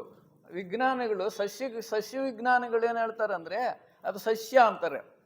ಪ್ರಾಣಿ ವಿಜ್ಞಾನಿಗಳು ಏನು ಹೇಳ್ತಾರೆ ಅದು ಪ್ರಾಣಿ ಅಂತಾರೆ. ಯಾಕೆ ಅಂದರೆ 2 ಲಕ್ಷಣಗಳಿದೆ. ಅದು ಸಸ್ಯದ ಥರ ಆಹಾರವನ್ನು ತಯಾರು ಮಾಡಿಕೊಳ್ಳುತ್ತೆ. ಆ ಯೂಗ್ಲಿನಾದಲ್ಲಿ ಒಂದು ಪತ್ರ ಹರಿತ್ತು ಅಂತ ಹೇಳ್ತೀವಿ ನಾವು, ಕ್ಲೋರೋಫಿಲ್ ಅಂತ ಇಂಗ್ಲೀಷ್ನಲ್ಲಿ. ಆ ಪತ್ರ ಹರಿತಿರೋದ್ರಿಂದ ಅದು ಪತ್ರ ಅಂದರೆ ಎಲೆ ಅಂದರೆ ಸಸ್ಯ. ಮತ್ತು ಅದಕ್ಕೊಂದು ಆಂಟನ್ನ ಇರುತ್ತೆ ಮುಂದುಗಡೆ. ಅದು ಚಲಿಸಬೇಕಾದ್ರೆ ಅದನ್ನು ಈ ಥರ ಹೋಗುತ್ತೆ. ಅಂದರೆ ಚಲಿಸಬೇಕು, ಸಸ್ಯ ಚಲಿಸಲ್ಲ, ಪ್ರಾಣಿ ಚಲಿಸುತ್ತೆ. ಇದು 2 ಥರ ಇದೆ. ಸಸ್ಯ ಥರ ಆಹಾರ ತಯಾರು ಮಾಡಿಕೊಳ್ಳುತ್ತೆ, ಅದರಲ್ಲಿ ಪತ್ರ ಹರಿತ್ತಿದೆ, ಕ್ಲೋರೋಫಿಲ್ ಇದೆ. ಮತ್ತು ಇನ್ನೊಂದು ಅದಕ್ಕೆ ಇರ್ತಕ್ಕಂಥ ಮೀಸೆ ಥರ ಆಂಟೆನ್ನ, ಅದರಿಂದ ಮೂಮೆಂಟ್ ಇದೆ. ಅಂದರೆ 2 ಹೌದು. ಇದೇನು ತೋರಿಸುತ್ತಂದರೆ ವಿಕಾಸದಲ್ಲಿ ಸಸ್ಯಗಳು ಪ್ರಾಣಿಗಳು ಆಗುತ್ತೆ. ಬಹಳ ಸುಂದರವಾಗಿ ಡಾರ್ವಿನ್ ಅದನ್ನು ಬರೀತಾನೆ. ಹೀಗಾಗಿ ನಮಗೆ ಈ ವಿಜ್ಞಾನದಿಂದ ಈ ಸೃಷ್ಟಿ ಹೇಗಾಯಿತು ಅನ್ನೋದು ಬಹಳ ಸ್ಪಷ್ಟವಾಗಿ ಗೊತ್ತಾಗುತ್ತೆ. ತತ್ವಜ್ಞಾನನೂ ಒಂದು ಕಡೆ ಹೇಳುತ್ತೆ. ಅಂದರೆ ನಾವು 2ನ್ನೂ ಅಧ್ಯಯನ ಮಾಡಿದಾಗ ನಮಗೆ ನಿಜವಾದ ಜ್ಞಾನ ಸಿಕ್ಕುತ್ತೆ. ಹಾಗಾಗಿ ಆ ಸಸ್ಯಗಳು ಸಮುದ್ರದಲ್ಲಿ ಪ್ರಾರಂಭ ಆದವು. ಆಮೇಲೆ ಹೊರಗಡೆ 2 ಕಡೆ ಇರುವಂಥ ಪ್ರಾಣಿಗಳು ಸೃಷ್ಟಿಯಾದವು. ನೀರಿನಲ್ಲಿ ಇರುತ್ತೆ, ಭೂಮಿ ಮೇಲೆ ಇರುತ್ತೆ. ಅಂಥವು ಆಮೆ, ಹಾವು ಅಂಥವು ಸೃಷ್ಟಿಯಾದವು. ಜೀವಿಗಳು ಹೇಗೆ ಸೃಷ್ಟಿಯಾಗುವಂಥದ್ದು ವಿಜ್ಞಾನ ಆ ಥರ ಹೇಳುತ್ತೆ. ಆಮೇಲಿಂದ ಸರೀಸೃಪಗಳು ಅಂದರೆ ಹಾವುಗಳು, ಕಂಟಕ ಚರ್ಮಿಗಳಂದರೆ ಒರಟು ಚರ್ಮ ಇರುತ್ತೆ. ಒರಟು ಚರ್ಮ ಅಂದರೆ ಮೊಸಳೆ ಅಂದರೆ ಎಷ್ಟು ಒರಟಾಗಿರುತ್ತೆ ಅದರ ಚರ್ಮ, ಅಂಥವೆಲ್ಲ ಬಂದವು. ಆಮೇಲಿಂದ ಸಸ್ತನಿಗಳು ಅಂದರೆ ಸ್ತನಗಳುಳ್ಳ ಪ್ರಾಣಿಗಳು, ಅಂದರೆ ಮಕ್ಕಳಿಗೆ ಹಾಲು ಕೊಡ್ತಕ್ಕಂಥ ಪ್ರಾಣಿಗಳು ಬಂದವು. ಹಸು, ನಾಯಿ, ಎಮ್ಮೆ, ಮಾನವನು ಕೂಡ ಒಂದು ರೀತಿಯಲ್ಲಿ ಸಸ್ತನಿನೇ. ಮಾನವನು ಕೂಡ ಮಕ್ಕಳಿಗೆ ಹಾಲು ಕೊಡೋದ್ರಿಂದ ನಾವೆಲ್ಲ ಅದರಲ್ಲೇ ಮಾನವ ಕೋಟಿ ಕೂಡ ಸಸ್ತನಿಗಳು. ಹೀಗೆ ಏಕಾಣುಜೀವಿಯಿಂದ ಬಹುಕೋಶ ಜೀವಿಗಳು, ಅಲ್ಲಿಂದ ಆಂಫಿಬಿಯನ್ಸ್ ಅಂತೀವಿ, ಅಂದರೆ ಉಭಯವಾಸಿಗಳು, ಆ ನೀರಿನಲ್ಲಿ ಇರುತ್ತೆ, ಭೂಮಿ ಮೇಲೆ. ಹೀಗೆ ಬೆಳೀತಾ ಎಲ್ಲಿವರೆಗೂ ಹೋಯ್ತಪ್ಪ ಅಂದರೆ ದೊಡ್ಡ ದೊಡ್ಡ ಪ್ರಾಣಿಗಳು, ಸಸ್ಯಗಳು ಚಿಕ್ಕ ಸಸ್ಯಗಳು, ಆಮೇಲೆ ದೊಡ್ಡ ದೊಡ್ಡ ಪ್ರಾಣಿಗಳವರೆಗೂ ಬೆಳವಣಿಗೆ ಆಯಿತು. ಈ ಸಸ್ಯಗಳು ಹೇಗೆ ಬೆಳೀತಾವಂದರೆ ಅವು ಕೂಡ ಏಕಾಣು ಜೀವಿಗಳೇ. ಪಾಚಿ, ಶಿಲಾವಲ್ಕ ಅಂತ ವಿಜ್ಞಾನದಲ್ಲೆಲ್ಲ ಬರುತ್ತೆ. ಅವೆಲ್ಲನೂ ಬೆಳವಣಿಗೆ ಆಗ್ತಾ ಎಲ್ಲಿವರೆಗೂ ಬೆಳವಣಿಗೆ ಆಯ್ತಂದರೆ ಉತ್ತಮವಾದ ಮಹಾವೃಕ್ಷಗಳು, ಅಂದರೆ ಉಪಯೋಗಕರವಾಗಿರ್ತಕ್ಕಂಥ ತ್ಯಾಗ ಜೀವನ ಮಾಡ್ತಕ್ಕಂಥ ವೃಕ್ಷಗಳು. ಈಗ ನಾವು ಆ ಮಾವಿನ ಮರ ಇದೆ, ಮಾವಿನ ಮರ ಹಣ್ಣು ಬಿಡುತ್ತೆ, ತಾನೇನು ತಿನ್ನಲ್ಲ, ಅದು ಎಲ್ಲರಿಗೂ ಕೊಡುತ್ತೆ. ಆಮೇಲಿಂದ ದೊಡ್ಡ ದೊಡ್ಡ ಆಲದ ಮರಗಳು ನೆರಳು ಕೊಡುತ್ತೆ, ಅನೇಕ ಪ್ರಾಣಿಗಳಿಗೆ ಎಲೆ ಆಹಾರವಾಗಿ ಕೊಡುತ್ತೆ, ಅದರ ಬೀಜಗಳು ಪಕ್ಷಿಗಳು ತಿನ್ನುತ್ತೆ. ಈ ಥರ ಜೀವಕೋಟಿನಲ್ಲಿ ತ್ಯಾಗ ಜೀವನನೂ ಬರುತ್ತೆ. ಅದನ್ನು ಅವರು ಬಹಳ ವಿಶಾಲವಾಗಿ ಬರೀತಾರೆ. ಬರೀ ಸೃಷ್ಟಿಯಲ್ಲಿ ತಾನು ಸ್ವಾರ್ಥಕ್ಕೋಸ್ಕರನೇ ಬದುಕಿದ್ದಲ್ಲ, ಇಡೀ ಜೀವಕೋಟಿ ಒಬ್ರಿಗೊಬ್ಬರಿಗೂ ಸಹಕಾರ ಮಾಡಿಕೊಂಡು ಇತರರನ್ನೂ ಬೆಳೆಸಿ ತಾನೂ ಬೆಳೆಯತಕ್ಕಂಥ ವ್ಯವಸ್ಥೆಯನ್ನು ಭಗವಂತ ಸೃಷ್ಟಿಯಲ್ಲಿ ಮಾಡಿದ. ಇದನ್ನು ಥಿಯಾಸಫಿ ಒತ್ತಿ ಹೇಳುತ್ತೆ. ಏಕೆಂದರೆ ನಮ್ಮದು ಥಿಯೋಸಾಫಿಕಲ್ ಸೊಸೈಟಿ ವಾಂಗ್ಮಯದ ಮೊದಲನೇ ತತ್ವ ಸೋದರ ಭಾವ. ಈ ಸೋದರ ಭಾವವನ್ನು ನಾವು ಎಲ್ಲಿಂದ ಕಾಣ್ತೀವಿ ಅಂದರೆ ಆ ಸಸ್ಯಗಳಲ್ಲೇ ಕಾಣ್ತೀವಿ, ಪ್ರಾಣಿಗಳಲ್ಲಿ ಕಾಣ್ತೀವಿ. ಹಾಗೆ ಸಸ್ಯಗಳು ಮಹಾವೃಕ್ಷಗಳಾಗಿ ಅವುಗಳು ಮುಂದೆ ಪ್ರಾಣಿ ವರ್ಗಕ್ಕೆ ಬದಲಾವಣೆ ಆಗುತ್ತೆ. ಆ ಪ್ರಾಣಿಗಳು ಏಕಕೋಶ ಜೀವಿಗಳು, ಅಮೀಬಾದಿಂದ ಶುರು ಮಾಡಿ ಈ ಥರ ಎಲ್ಲಿವರೆಗೂ ಬರುತ್ತೆ. ಪ್ರಾಣಿಗಳಲ್ಲಿ ಕೂಡ ದೊಡ್ಡ ದೊಡ್ಡ ಪ್ರಾಣಿಗಳು, ಬೆಕ್ಕು, ನಾಯಿ, ಆಮೇಲಿಂದ ಒಂಟೆ, ಆಮೇಲಿಂದ ಆನೆ, ಇನ್ನೂ ಒಂದು ಕಾಲದಲ್ಲಿ ಡೈನೋಸಾರುಗಳು. ಡೈನೋಸಾರು ಅಂದರೆ ಮಹಾಕ್ರೂರ ಪ್ರಾಣಿಗಳು, ಅವೆಲ್ಲ ಇದ್ದವು. ಅವೆಲ್ಲ ಈಗಿಲ್ಲ ಅಂತ ನಮ್ಮ ವಿಜ್ಞಾನ ಹೇಳುತ್ತೆ. ನಾವು ಈಗ ಸಿಕ್ಕೋದು ಇಲ್ಲ ಅವು. ಹೀಗೆ ಜೀವಕೋಟಿ ಬೆಳವಣಿಗೆ ಆಗ್ತಾ ಬಂತು. ನಾವು ಎರಡೂ ಥರ, ಒಂದು ಕಡೆ ತತ್ವಶಾಸ್ತ್ರ, ಇನ್ನೊಂದು ಕಡೆ ವಿಜ್ಞಾನ, ಈ ಎರಡನ್ನು ನಾವು ವಿಮರ್ಶೆ ಮಾಡ್ತಾ ಈ ವಿಷಯಗಳನ್ನು ನಾವು ತಿಳ್ಕೊಳ್ತೀವಿ. ಹಾಗೆ ಮುಂದೆ ಆ ಡಾರ್ವಿನ್ ಆದಮೇಲೆ ಇನ್ನೊಬ್ಬ ವಿಜ್ಞಾನಿ ಅಲ್ಲಿ ಈ ಜಾತಿಗಳ ಹೇಗೆ ಬೆಳವಣಿಗೆ ಆದವು, ಸಸ್ಯಗಳು, ಜೀವಿಗಳು ಅಂತಕ್ಕಂಥದ್ರ ಬಗ್ಗೆ ಬಹಳ ವಿವರವಾಗಿ ಕೊಡ್ತಾರೆ, ಹೇಗೆ ವಿಕಾಸ ಆಯಿತು ಅಂತ. ಮೊದಲು ಪ್ರಾರಂಭದಲ್ಲಿ ಒಂದೇ ಜಾತಿಯ ಸಸ್ಯಗಳಿದ್ದವು, ಒಂದೇ ಜಾತಿಯ ಸಸ್ಯ. ಅದು ಬೇರೆ ಬೇರೆ ಜಾತಿಯ ಸಸ್ಯಗಳು ಬಂದವು. ಆ ಸಸ್ಯಗಳಲ್ಲಿ ಉತ್ತಮವಾಗಿರ್ತಕ್ಕಂಥ, ಸುಂದರವಾಗಿರ್ತಕ್ಕಂಥ ಹೂವುಗಳನ್ನು ಬಿಡುವ ಸಸ್ಯಗಳು ಬಂದು. ಮೊದಲು ಹೂವುಗಳು ಒರಟಾಗಿರ್ತಾ ಇದ್ದವು. ನಾವು ಬೇಲಿ ಹೂವು ಅಂತೀವಿ ಹಳ್ಳಿಗಳಲ್ಲಿ, ಬೇಲಿ ಪೂಲ್ ಅಂತಾರೆ. ಅದೇನೋ ಮುಡ್ಕೊಳ್ಳೋಕೆ ಬರುತ್ತಾ, ಎಷ್ಟು ಹೊರಟಾಗಿರುತ್ತೆ, ಏನೂ ಉಪಯೋಗ ಇಲ್ಲ. ಆದರೆ ಮುಂದೆ ಅದು ಬೆಳೀತಾ ಈಗಿನ ರೋಸ್ ಎಷ್ಟು ಸುಂದರವಾಗಿರುತ್ತೆ. ಇದು ವಿಕಾಸವೇ, ಇದು ಸಸ್ಯಗಳೆಲ್ಲ ಆಗ್ತಕ್ಕಂಥ ವಿಕಾಸ. ಹಾಗೆಯೇ ಆ ಮರಗಳು ಬೆಳೀತಾ ಉಪಯೋಗಕರವಾಗಿರ್ತಕ್ಕಂಥವು ಬರುತ್ತೆ. ಈಗ ನಾವು ಮನೆ ಕಟ್ಟಬೇಕಾದ್ರೆ, ಆಮೇಲಿಂದ ಮರಮುಟ್ಟುಗಳನ್ನು ಬೇರೆ ಬೇರೆ ರೀತಿಯಲ್ಲಿ ಫರ್ನಿಚರ್ ನಾವು ಆಸನಗಳನ್ನು ತಯಾರು ಮಾಡೋದು, ಅದಕ್ಕೆಲ್ಲ ಉಪಯೋಗ ಬರುತ್ತೆ. ಅಷ್ಟೇ, ಎಷ್ಟು ದೊಡ್ಡ ಮರಗಳು ಬೆಳೆಯುತ್ತಂದರೆ, ನಮ್ಮ ಅಸ್ಸಾಂ ಆ ಕಡೆ ಓಕ್ ಮರ ಅಂತ ಬರುತ್ತಂತೆ. ಓಕ್ ಮರ ಅದು ಎಷ್ಟು ದೊಡ್ಡದಾಗಿರುತ್ತೆ ಅಂದರೆ, ರಸ್ತೆ ಮಾಡಬೇಕಾದ್ರೆ ಅದನ್ನು ಕಡಿಯೋಕ್ಕೆ ಬರಲ್ಲ, ಅದರಲ್ಲೊಂದು ತೂತು ಮಾಡಿಬಿಡ್ತಾರೆ ದೊಡ್ಡದು. ಅದರಲ್ಲಿ ಬಸ್ಸು ಓಡಾಡುತ್ತೆ, ರೈಲು ಓಡಾಡುತ್ತೆ. ಅಂದರೆ ಜೀವ ವಿಕಾಸ ಎಲ್ಲಿವರೆಗೂ ಬರುತ್ತೆ. ಯಾವುದೋ ಕಾಲಕ್ಕೆ ಒಂದೇ ಒಂದು ಅಣುಜೀವಿಯಾಗಿದ್ದಂಥ ಸಸ್ಯ ರೈಲನ್ನು ತನ್ನಲ್ಲೇ ಬಿಟ್ಟುಕೊಡ್ತಕ್ಕಂಥ ಒಂದು ಮಹಾವೃಕ್ಷವಾಗಿ ಬೆಳೆಯಿತು ಅಂದರೆ, ಭಗವಂತನ ಸೃಷ್ಟಿಯಲ್ಲಿ ಎಷ್ಟು ವ್ಯವಸ್ಥಿತವಾದ ರೀತಿಯಲ್ಲಿ ಬೆಳವಣಿಗೆ ಇದೆ. ಇದನ್ನೇ ನಾವು ಜೀವ ವಿಕಾಸ ಅಂತೀವಿ. ಆಮೇಲಿಂದ ಪ್ರಾಣಿಗಳಲ್ಲೂ ಅಷ್ಟೇ, ಈ ಯಾವ ಕೆಲಸಕ್ಕೆ ಬಾರದವು ಬಹಳ ನೀಚ ಪ್ರಾಣಿಗಳು, ಅವೆಲ್ಲ ಬೆಳೀತಾ ಹಾಲು ಕೊಡ್ತಕ್ಕಂಥ ಹಸುಗಳು. ಹಸು ಅಂದರೆ ನಾವು ಪೂಜೆ ಮಾಡ್ತೀವಿ, ಇವಾಗ ಭಗವಂತನಿಗೆ ಸಮಾನ, ದೇವತೆ ಅಂತ ಹೇಳ್ತೀವಿ. ಅಂದರೆ ಯಾಕೆ ಅಂದರೆ, ತಾಯಿಯ ಹಾಲಿನ ಬಿಟ್ಟರೆ ಎರಡನೇ ಬಹಳ ಮುಖ್ಯವಾದ ಆಹಾರ ಅಂದರೆ ಹಸುವೆ. ಅಂದರೆ ಅದನ್ನೆಲ್ಲ ಸೃಷ್ಟಿ ಮಾಡಿದವನು ಭಗವಂತನೇ. ಮತ್ತು ಭಗವಂತನ ಯೋಜನೆಯಲ್ಲಿ ಆ ಸೃಷ್ಟಿಯಲ್ಲಿ ಬೆಳವಣಿಗೆನೂ ಆಗ್ತಾ ಇದೆ. ಹಾಗಾಗಿ ಪ್ರಾಣಿಗಳ ಬೆಳವಣಿಗೆ ಆಗುತ್ತೆ. ಮತ್ತು ಪಕ್ಷಿಗಳು ಬೇರೆ ಬೇರೆ ರೀತಿಯಲ್ಲಿ ಬೆಳವಣಿಗೆ ಆಗುತ್ತೆ. ಇಲ್ಲಿ ಬೇರೆ ಬೇರೆ ವಿಕಾಸದಲ್ಲಿ ಬೇರೆ ಬೇರೆ ರೀತಿಗಳನ್ನು ಅವರು ಬರೀತಾರೆ, ಜನರಾಜ್ ದಾಸರು. ಪಕ್ಷಿಗಳ ಸಂಕುಲ, ಪಕ್ಷಿ ಜಾತಿ ಮುಂದೆ ಏನಾಗುತ್ತೆ ಅಂದರೆ ದೈವ ಸಂಕುಲಕ್ಕೆ ಹೋಗುತ್ತಂತೆ. ಅವೆಲ್ಲ ದೇವತೆಗಳಾಗ್ತವೆ. ಈಗ ನಾವು ದೇವತೆಗಳು ಅಂದರೂ ನಮಗೂ ಅವ್ರಿಗೇನು ಸಂಬಂಧ ನಮಗೆ ಗೊತ್ತಿಲ್ಲ. ನಾವು ಮಾನವನ ಅಭಿವೃದ್ಧಿ ಆಗಿ ವಿಕಾಸ ಹೊಂದಿ ಪ್ರಜ್ಞೆ ಬೆಳೆಸ್ಕೊಂಡು ಯಾವ ಸ್ಥಿತಿಗೆ ಹೋಗಬೇಕು ಅಂತ ನಮ್ಮ ಭಗವಂತನ ಯೋಜನೆ ತಿಳಿಸುತ್ತೆ. ಅಂದರೆ ಭಗವಂತನಿಗೆ ಸಮಾನನಾಗಿ ಬೆಳಿಬೇಕು ಅಂತ. ಇದು ಒಂದು ಮಾರ್ಗ. ದೇವತೆಗಳಂದರೆ ಯಾರು? ಅವರೆಲ್ಲಿಂದ ಬರ್ತಾರೆ ಅಂದರೆ, ವಿಕಾಸದಲ್ಲಿ ಅದೊಂದು ಭಾಗ ಇದೆ. ಕವಲೊಡೆದು ಈ ಪಕ್ಷಿ ಸಂಕುಲ ಎಲ್ಲ ದೇವತೆಗಳಾಗಿ ಮುಂದುವರಿತಾರೆ ಮುಂದೆ. ಇವಾಗ ನಾವೇನು ನಮ್ಮ ಪುರಾಣಗಳಲ್ಲಿ ಇಂದ್ರ, ವರುಣ ಅವರೆಲ್ಲ ಹೇಳ್ತೀವಲ್ಲ, ಅಗ್ನಿ, ಆ ಥರದ ವ್ಯವಸ್ಥೆ ಮುಂದೆ ಒಂದು ದೊಡ್ಡ ಬೆಳವಣಿಗೆ ಆಗಿ ನಡೆಯುತ್ತೆ ಅಂತ ಹೇಳ್ತಾರೆ. ಹಾಗೆಯೇ ಅದಕ್ಕೆ ಹರ್ಬರ್ಟ್ ಸ್ಪೆನ್ಸರ್ ಅಂತ ವಿಜ್ಞಾನಿ ಏನು ಹೇಳ್ತಾನಂದರೆ, ಒಂದೇ ಜಾತಿಯ ಸಸ್ಯಗಳು ಮುಂದೆ ಅನೇಕ ಜಾತಿಯಲ್ಲಿ ಆಗಿ ವಿಕಾಸ ಹೊಂದುತ್ತವೆ. ಹಾಗೆಯೇ ಈ ಪಾಚಿ, ಶಿಲಾವಲ್ಕಗಳು ಅಂದರೆ ಏಕಕೋಶ ಜೀವಿಗಳು ಬಹುಕೋಶ ಸಸ್ಯಗಳಾಗ್ತವೆ. ಆಮೇಲೆ ಸರಳತೆಯಿಂದ ಸಂಕೀರ್ಣತೆ ಬರುತ್ತೆ. ಏಕಕೋಶ ಜೀವಿಯಲ್ಲಿ ಒಂದು ಸರಳವಾಗಿರುತ್ತೆ ಅದು. ಮುಂದೆ ಮಾನವನ ಸ್ಥಿತಿಗೆ ಬರೋಷ್ಟೊತ್ತಿಗೆ ಸಂಕೀರ್ಣತೆ, ಅನೇಕ ವಿಭಾಗಗಳೆಲ್ಲ ಸೃಷ್ಟಿಯಾಗುತ್ತೆ ಮಾನವನ ಶರೀರದಲ್ಲಿ. ಹಾಗೆಯೇ ಕೀಳು ದರ್ಜೆಯ ಜೀವಿಗಳು ಮೇಲ್ಮಟ್ಟದ ಜೀವಿಗಳಿಗೆ ವಿಕಾಸ ಹೊಂದುತ್ತೆ. ಹಾಗೆಯೇ ಅವ್ಯವಸ್ಥೆಯಿಂದ ಒಂದು ವ್ಯವಸ್ಥಿತ ರೀತಿ ಬರುತ್ತೆ. ಇದು ಹರ್ಬರ್ಟ್ ಅಂತಕ್ಕಂಥ ವಿಜ್ಞಾನಿ ಜೀವ ವಿಕಾಸದ ಬಗ್ಗೆ ತಿಳಿಸ್ತಕ್ಕಂಥದ್ದು.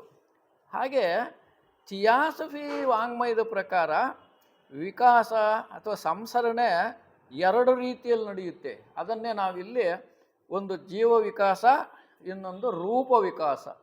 ರೂಪ ವಿಕಾಸ ಅಂದರೂ ಒಂದೇ, ಶರೀರದ ವಿಕಾಸ ಅಂದರೂ ಒಂದೇ, ಉಪಾಧಿಗಳ ವಿಕಾಸ ಅಂದರೂ ಒಂದೇ. ಒಂದು ರೂಪ ಇರುತ್ತೆ ಪ್ರತಿ ಜೀವಿಗೂ. ಪ್ರಾಣಿ ತಗೊಳ್ಳಿ, ಸಸ್ಯ ತಗೊಳ್ಳಿ, ಮಾನವರು ತಗೊಳ್ಳಿ, ರೂಪ ಇರುತ್ತೋ ಇಲ್ವೋ, ಆ ರೂಪದಲ್ಲಿ ವಿಕಾಸ ಆಗುತ್ತೆ. ಅಂದರೆ ಸೌಂದರ್ಯವಾಗಿ ಬೆಳವಣಿಗೆ ಆಗುತ್ತೆ. ಜೀವಿನೂ ಬೆಳವಣಿಗೆ ಆಗುತ್ತೆ. ಖನಿಜ, ಸಸ್ಯ, ಪ್ರಾಣಿಗಳಲ್ಲಿ ವಿಕಾಸವು ಪುನರ್ಜನ್ಮದಲ್ಲಿ ನಡೆಯುತ್ತೆ. ಈ ಹೂವು ಒಂದು ಬೇಲಿ ಹೂವು, ಲಾಂಟಾಣ ಹೂವು ರೋಸ್ ಹೂವಾಗಿ ಬೆಳವಣಿಗೆ ಆಗಬೇಕಾದ್ರೆ ಒಂದೇ ಜನ್ಮದಲ್ಲಿ ಆಗಲ್ಲ. ಅದು ಆ ಬೀಜಗಳು ಉದುರುತ್ತೆ. ಆ ಪ್ರಕೃತಿಯ ತಾಡನಗಳಿಗೆ ಬೇರೆ ಬೇರೆ ಗಾಳಿ, ಬೆಳಕಿನ ಮಳೆ ಅದಕ್ಕೆ ಸಿಕ್ಕಾಕ್ಕೊಂಡು ಅದರಲ್ಲಿ ಪರಿವರ್ತನೆ ಆಗಿ ಆ ಲಾಂಟಾಣ ಹೂವು ಅಂದರೆ ಬೇಲಿ ಹೂವು ಸುಂದರವಾದ ಹೂವು ಆಗಬೇಕಾದ್ರೆ ಎಷ್ಟೋ ಜನ್ಮಗಳು ತಗೊಳ್ಳುತ್ತೆ. ಹೀಗೆ ಈ ಇವು ಸಸ್ಯಗಳು ಅನೇಕ ಜನ್ಮಗಳನ್ನು ಪಡೆದು ಅದರ ರೂಪ ಸೌಂದರ್ಯಕ್ಕೆ ವಿಕಾಸ ಆಗುತ್ತೆ. ಹಾಗೆ ಪ್ರಾಣಿಗಳು ಕೂಡ ಏಕಾಣು ಜೀವಿಗಳು ಒಂದೇ ಜನ್ಮ ಅಲ್ಲ, ಅನೇಕ ಜನ್ಮಗಳು ಬರ್ತಾ ಸತ್ತು ಹುಟ್ಟಿ ಅವುಗಳ ಶರೀರ ಕೂಡ ಸುಂದರವಾಗಿ ಬೆಳೆಯುತ್ತೆ. ಒಂದು ಯಾವುದೋ ಒರಟಾದ ಪ್ರಾಣಿ, ಇವತ್ತಿನ ನಾವು ಬೇರೆ ಬೇರೆ ರೀತಿಯ ಸುಂದರವಾದ ಪ್ರಾಣಿಗಳನ್ನು ನೋಡ್ತೀವಿ. ಉತ್ತಮವಾದ ಪಕ್ಷಿಗಳು, ನವಿಲು ಎಷ್ಟು ಸೌಂದರ್ಯವಾಗಿದೆ ನವಿಲು ಅಂದರೆ. ಅದು ನವಿಲು ಈ ಒಂದೇ ಜನ್ಮದಲ್ಲಿ ಆ ಥರ ಆಗಲಿಲ್ಲ, ಎಷ್ಟೋ ಜನ್ಮಗಳಿಗೆ ಆ ಸೌಂದರ್ಯ ಬರುತ್ತೆ. ಅದೇ ಉಪಾಧಿಯ ವಿಕಾಸ ಅಂತೀವಿ, ಅಂದರೆ ಶರೀರದ ವಿಕಾಸ. ಇಲ್ಲಿ ಬಹಳ ಮುಖ್ಯವಾಗಿ ನಾವು ಗಮನಿಸಬೇಕಾದ ವಿಷಯ ಏನಂದರೆ, ಸಸ್ಯಗಳಿಗೆ ಅದಕ್ಕೆ ಅವರು ಹೇಳ್ತಾರೆ, ಸಸ್ಯಗಳು ಮತ್ತು ಪ್ರಾಣಿಗಳು ಏನು ಹೇಳ್ತೀವಿ ಅಂದರೆ ಗ್ರೂಪ್ ಸೋಲ್ಸ್ ಅಂತೀವಿ. ಗ್ರೂಪ್ ಸೋಲ್ಸ್ ಅಂದರೆ ಒಂದು ಸಮೂಹಾತ್ಮಗಳಿರುತ್ತೆ. ಒಂದು ಜಾತಿಯ ಗಿಡಗಳಿಗೆಲ್ಲ ಒಂದೇ ಆತ್ಮ, ಒಂದು ಗುಂಪಿನ ಪ್ರಾಣಿಗಳಿಗೆಲ್ಲ ಒಂದೇ ಆತ್ಮ. ಅದಕ್ಕೋಸ್ಕರ ಸಸ್ಯಗಳು ಮತ್ತು ಪ್ರಾಣಿಗಳು ಸಮೂಹಾತ್ಮಗಳಾಗಿ ಬೆಳೆಯುತ್ತೆ. ಇದು ಸ್ವಲ್ಪ ಕ್ಲಿಷ್ಟವಾಗಿರುತ್ತೆ ಅರ್ಥ ಮಾಡ್ಕೋಬೇಕಾದ್ರೆ. ಒಂದು ನಾಯಿ ಇದೆಯಲ್ಲ, ಆ ನಾಯಿಗೆ ಏನು ಗುಣಲಕ್ಷಣಗಳಿವೆ, ಎಲ್ಲ ನಾಯಿಗಳಿಗೂ ಅದೇ ಲಕ್ಷಣಗಳೇ ಇರುತ್ತೆ. ಅದು ಬೇರೆ ಥರ ವರ್ತಿಸಲ್ಲ. ಒಂದು ಬೆಕ್ಕಿದೆ, ಬೆಕ್ಕಿಗೆ ಏನೇನು ಗುಣಗಳಿದಾವೋ ಆ ಬೆಕ್ಕಿನ ಜಾತಿಗೆಲ್ಲ ಅದೇ ಗುಣಗಳಿರುತ್ತೆ. ಇದಕ್ಕೆ ನಾವು ಸಮೂಹಾತ್ಮ ಅಂತೀವಿ. ಪ್ರಾಣಿಗಳಿಗೂ ಮತ್ತು ಸಸ್ಯಗಳಿಗೆ ಈ ಸಮೂಹಾತ್ಮಗಳಿಂದ ಬೆಳೆಯುತ್ತೆ. ಒಂದು ಗುಂಪಿನಲ್ಲಿ ಯಾವುದೋ ಒಂದು ಪ್ರಾಣಿ ಸತ್ತೋದ್ರೆ ಅದರ ಗುಣಗಳು ಮತ್ತೆ ಅದರ ಗುಂಪಿನಲ್ಲಿ ಸೇರ್ಕೊಂಡ್ಬಿಡುತ್ತಂತೆ, ಆ ಸಮೂಹಾತ್ಮದಲ್ಲಿ ಸೇರ್ಕೊಂಡ್ಬಿಡುತ್ತೆ. ಅದು ಮನುಷ್ಯನಿಗೆ ಆಗಲ್ಲ. ನಾವು ಏನೇನು ಸಾಧನೆ ಮಾಡ್ತೀವೋ ಅವೆಲ್ಲ ನಮ್ಮಲ್ಲೇ ಇರುತ್ತೆ, ನಾವೇ ಮುಂದಿನ ಜನ್ಮಕ್ಕೆ ಹೊತ್ಕೊಂಡು ಹೋಗ್ತೀವಿ. ಅವು ಹಾಗಲ್ಲ, ಗುಂಪೇ ಹೋಗುತ್ತದು. ಅದಕ್ಕೆ ಸಮೂಹಾತ್ಮದಲ್ಲಿ ಪ್ರಾಣಿಗಳು ಸಸ್ಯಗಳು ಬೆಳವಣಿಗೆ ಆಗುತ್ತೆ. ಆಮೇಲಿಂದ ಇನ್ನೊಂದು ವಿಶೇಷತೆ ಏನಂದರೆ, ಮಾನವನ ವಿಕಾಸ ಎಲ್ಲಿವರೆಗೂ ಮಾನವನು ಸಸ್ಯ ಆಗಿದ್ದ, ಪ್ರಾಣಿ ಆಗಿದ್ದ, ಮಾನವನಾದ, ಈಗೇನೋ ಸಾಧನೆ ಮಾಡ್ತಾ ಇದ್ದಾನೆ. ಈಗ ಮಾಡೋ ಸಾಧನೆ ಅವನ ಯಾವುದರ ಆಧಾರ ಮೇಲೆ ಇರುತ್ತಪ್ಪ ಅಂದರೆ, ತಾನು ಮಾಡುವ ಕರ್ಮದ ಮೇಲೆ ಆಧಾರವಾಗಿರುತ್ತೆ. ನಾವು ಈ ಜನ್ಮದಲ್ಲಿ ಏನೇನು ಮಾಡಿದ್ದೀವೋ ಅದು ಮುಂದಿನ ಜನ್ಮಕ್ಕೆ ಹೊತ್ಕೊಂಡು ಹೋಗ್ತೀವಿ. ಒಂದು ಒಳ್ಳೆಯ ದಾನ ಮಾಡ್ತಕ್ಕಂಥ ಗುಣವನ್ನು ಬೆಳೆಸ್ಕೊಂಡಿದ್ದೀವಿ ಅಂದ್ಕೊಳ್ಳಿ, ಮುಂದಿನ ಜನ್ಮದಲ್ಲಿ ಇನ್ನೊಂದು ಸ್ವಲ್ಪ ದೊಡ್ಡ ದಾನಿಯಾಗಿ ಜನ್ಮ ತಾಳ್ತೀವಿ. ನಾವು ಬಹಳ ನಿಕೃಷ್ಟ ಜೀವನ ಮಾಡಿದ್ದೀವಿ ಅಂದ್ಕೊಳ್ಳಿ, ಯಾರಿಗೂ ಏನೋ ಹೀಗೆ ಅನ್ನಲಿಲ್ಲ, ಹೀಗಂದಿದ್ದೇ ಜಾಸ್ತಿ, ಅಂಥವರೆಲ್ಲ ಏನಾಗುತ್ತಂದರೆ ಇನ್ನೊಂದು ಸ್ವಲ್ಪ ಕೆಳಗಡೆ ಹೊರಟೋಗ್ತಾರೆ. ಅವನಿಗೆ ನಾನು ಈಗ ಅನ್ನೋದೇ ಪ್ರಜ್ಞೆನೇ ಇರಲ್ಲ. ಈ ಥರದ್ದು ಯಾಕೆ ಅಂದರೆ ನಾವು ಮಾಡಿದ ಕರ್ಮ ಭಾಳ ಮುಖ್ಯ. ಇದು ಎಲ್ಲ ತತ್ವಶಾಸ್ತ್ರಗಳು, ದಾಸರು ವಿಜ್ಞಾನಿಗಳು ಎಲ್ಲ ಒಪ್ಕೊತಾರೆ ಇದನ್ನು. ಕರ್ಮ ನಿಯಮ ಏನು ಮಾಡಿದ್ದುಣ್ಣೋ ಮಹಾರಾಯ ಅಂತೀವಿ. ನೀನು ಬೇವಿನ ಗಿಡ ಹಾಕಿದರೆ ಬೇವಿನ ಫಲ ಬರುತ್ತೆ, ಮಾವಿನ ಗಿಡ ಹಾಕಿದರೆ ಮಾವಿನ ಫಲ, ಇದೆಲ್ಲ ಕರ್ಮ ನಿಯಮ. ಇದು ಮನುಷ್ಯರಿಗೆ ಮಾತ್ರ. ಅದೇ ಪ್ರಾಣಿಗಳಿಗೆ ಪುನರ್ಜನ್ಮ ಮಾತ್ರ ಇರುತ್ತೆ, ಕರ್ಮ ಇರಲ್ಲ. ಅವು ಯಾವ ಕರ್ಮಕ್ಕೆ ಅಂಟ್ಕೊಳ್ಳಲ್ಲ. ಕರ್ಮದ ಆಧಾರದ ಮೇಲೆ ಅವುಗಳು ಜನ್ಮ ಬರಲ್ಲ. ವಿಕಾಸ ಅದಕ್ಕೇನೆ ಮಾನವನಿಗಿಂತ ಅವು ಸಸ್ಯ ಪ್ರಾಣಿಗಳಲ್ಲಿ ವಿಕಾಸ ಬೇಗ ಬೇಗ ಆಗುತ್ತಂತೆ. ಯಾಕೆ? ಕರ್ಮಕ್ಕೆ ಸಿಕ್ಕಾಕೊಳ್ಳಲ್ಲ ಅವು. ನಾವು ಎಷ್ಟು ಜನ್ಮಗಳಾದ್ರೂ ಕರ್ಮದಲ್ಲಿ ಅವಸ್ಥೆ ಪಡ್ತಾನೆ ಇರ್ತೀವಿ. ಅದಕ್ಕೋಸ್ಕರನೇ ಇಷ್ಟೆಲ್ಲ ಬುದ್ಧಿವಂತನಿದ್ದೀಯಪ್ಪ ನೀನು, ಆ ಕರ್ಮವನ್ನು ಅರ್ಥ ಮಾಡಿಕೊಂಡ್ರೆ ನೀನು ಮುಂದೆ ನೀವು ವಿಕಾಸದಲ್ಲಿ ಇನ್ನೊಂದು ಸ್ಥಿತಿಗೆ ಹೋಗ್ಬೋದು ಅಂತ ದಾಸರು ಅವರೆಲ್ಲ ಹೇಳ್ತಾರೆ. ಮತ್ತು ನಮ್ಮ ಗುರುಗಳು ಆ ಮಹರ್ಷಿಗಳೆಲ್ಲ ನಮಗೆ ಮಾರ್ಗದರ್ಶನ ಕೊಡ್ತಾ ಇದ್ದಾರೆ. ಹಾಗಾಗಿ ನಾವು ಆ ಕರ್ಮ ನಿಯಮಕ್ಕೆ ಬದ್ಧರಾಗಿದ್ದೀವಿ. ಅದನ್ನು ಅನುಭವಿಸಿ ನಾವು ಮುಂದುವರಿಬೇಕು, ವಿಕಾಸ ಹೊಂದಬೇಕು ಅಂತ. ಈ ಪ್ರಜ್ಞೆ ಎಲ್ಲ ವಸ್ತುಗಳಲ್ಲಿ ಇರುತ್ತಂತೆ. ಏನೋ ಆ ದೈವಿಕ ಶಕ್ತಿ ಸಸ್ಯಗಳಲ್ಲಿ ಇದೆ, ಪ್ರಾಣಿಗಳಲ್ಲಿ ಇದೆ, ಖನಿಜಗಳಲ್ಲೂ ಇದೆ. ಆದರೆ ಖನಿಜಗಳಲ್ಲಿ ಆ ಪ್ರಜ್ಞೆ, ದೈವ ಪ್ರಜ್ಞೆ ನಿದ್ರೆ ಮಾಡ್ತಾ ಇರುತ್ತೆ. ಅಂದರೆ ಬಹಳ ಸಣ್ಣ ಮಟ್ಟದಲ್ಲಿರುತ್ತೆ. ಸ್ವಲ್ಪ ಮಟ್ಟಿಗೆ ಇವು ಇದಾವಲ್ಲ ಲೋಹಗಳು, ಅವು ಕೂಡ ಸ್ವಲ್ಪ ಮಟ್ಟಿಗೆ ಪ್ರತಿಕ್ರಿಯಿಸುತ್ತಂತೆ. ಈ ಅಯಸ್ಕಾಂತ ನೋಡಿ, ಅಯಸ್ಕಾಂತ ಕಬ್ಬಿಣ ಇಟ್ಟರೆ ಏನು ಮಾಡುತ್ತದೋ ಎಳ್ಕೊಳ್ಳುತ್ತೆ.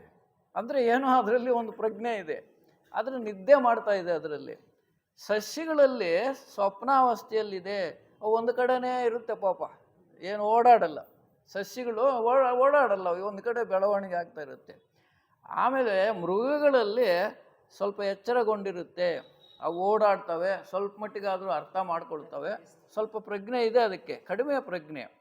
ಆದರೆ ಮಾನವನಲ್ಲಿ ಏನಾಗ್ತಾ ಇದೆ ಅಂದರೆ ಸ್ಪಷ್ಟವಾಗಿ ವ್ಯಕ್ತವಾಗ್ತಾ ಇದೆ. ಹಾಗಾಗಿ ಮಾನವನಿಗೆ ಭಗವಂತ ಪ್ರಜ್ಞೆಯ ಉತ್ತಮ ಮಟ್ಟವನ್ನು ಕೊಟ್ಟಿದ್ದಾನೆ, ಮತ್ತು ಯೋಚನೆ ಮಾಡ್ತಕ್ಕಂಥ ಶಕ್ತಿ ಕೊಟ್ಟಿದ್ದಾನೆ, ಸಂಕಲ್ಪಗಳನ್ನು ಮಾಡ್ತಕ್ಕಂಥ ಶಕ್ತಿ ಕೊಟ್ಟಿದ್ದಾನೆ. ಹಾಗಾಗಿ ಒಂದು ಲೆಕ್ಕ ಹಾಕಿದರೆ ಆ ಸಸ್ಯಗಳು ಪ್ರಾಣಿಗಳಿಗಿಂತ ವೇಗವಾಗಿ ನಾವು ವಿಕಾಸ ಹೊಂದಬೇಕು. ಆದರೆ ಅದು ಆಗ್ತಾ ಇದೆಯಾ ಅಂದರೆ ಯಾಕೋ ಅನುಮಾನ ಇಲ್ವಾ? ಯಾಕೆ ಅನುಮಾನ ಯಾಕೆ ಅಂದರೆ ಏನಕ್ಕೋ ಕಾರಣ ಏನು? ಈ ಪ್ರಾಪಂಚಿಕ ಸುಖಭೋಗಗಳಿಗೆ ಅಂಟಿಕೊಂಡ್ಬಿಟ್ಟಿದ್ದೀವಿ. ಸಾಲದು, ಇನ್ನೂ ಬೇಕು, ಇನ್ನೂ ಏನೋ ಮಾಡಬೇಕು, ಇನ್ನೂ ಜಮೀನು ಮಾಡಬೇಕು. ನಮ್ಮ ಜೊತೆಯಲ್ಲೊಬ್ಬ ಶಿಕ್ಷಕರಿದ್ದರು, ಅವ್ರು ಹೇಳ್ತಾ ಇದ್ದರು, 50 ಲಕ್ಷ ಮಾಡಿದ್ದೀನಿ, ಕೋಟಿ ಮಾಡೋವ್ರಿಗೂ ನಿದ್ದೆ ಮಾಡಲ್ಲ. ಇದು ನನ್ನ ಜೊತೆಯಲ್ಲೇ ಇದ್ದಂಥ ಒಬ್ಬ ಶಿಕ್ಷಕನ ಹೇಳ್ತಾರೆ, ಕೋಟಿ ಮಾಡುವವರೆಗೂ ನಿದ್ದೆ ಮಾಡಲ್ಲ. ಅಂದರೆ ಏನು ಸಾಧನೆ? ಏನಾದರೂ ಆ ದೈವ ಪ್ರಜ್ಞೆಯ ಬಗ್ಗೆ ಗಮನ ಇದೆಯಾ? ಈ ವಿಕಾಸದ ಬಗ್ಗೆ ನಮಗೆ ಪ್ರಜ್ಞೆ ಇದೆಯಾ? ಉದ್ದೇಶ ಏನೂ ಇಲ್ಲ, ದುಡ್ಡು ಮಾಡಬೇಕು. ಏನಪ್ಪ, ಒಂದು ದಿವಸನಾದರೂ ಕಾಫಿಗೆ ದುಡ್ಡು ಕೊಡೆಯ ಅಂದರೆ ದುಡ್ಡು ತರೋ ಪದ್ಧತಿ ನನಗಿಲ್ಲ. ಮನೆಯಿಂದ ದುಡ್ಡು ತರೋ ಪದ್ಧತಿ ಇಲ್ಲ, ಅಲ್ಲಿ ತಗೊಂಡೋಗಿ ಹಾಕೋದು ಮಾತ್ರನೇ. ಕತೆ ಅಲ್ಲ ಇದು, ನಿಜವಾಗಿ ನಡೆದಿದ್ದು ನನ್ನ ಅನುಭವದಲ್ಲಿ. ಏನಾದರೂ ಉಪಯೋಗ ಇದೆಯಾ? ಮಾನವ ಜನ್ಮ ಬಹು ದೊಡ್ಡದು ಅಂತ ಹೇಳ್ತಾರೆ.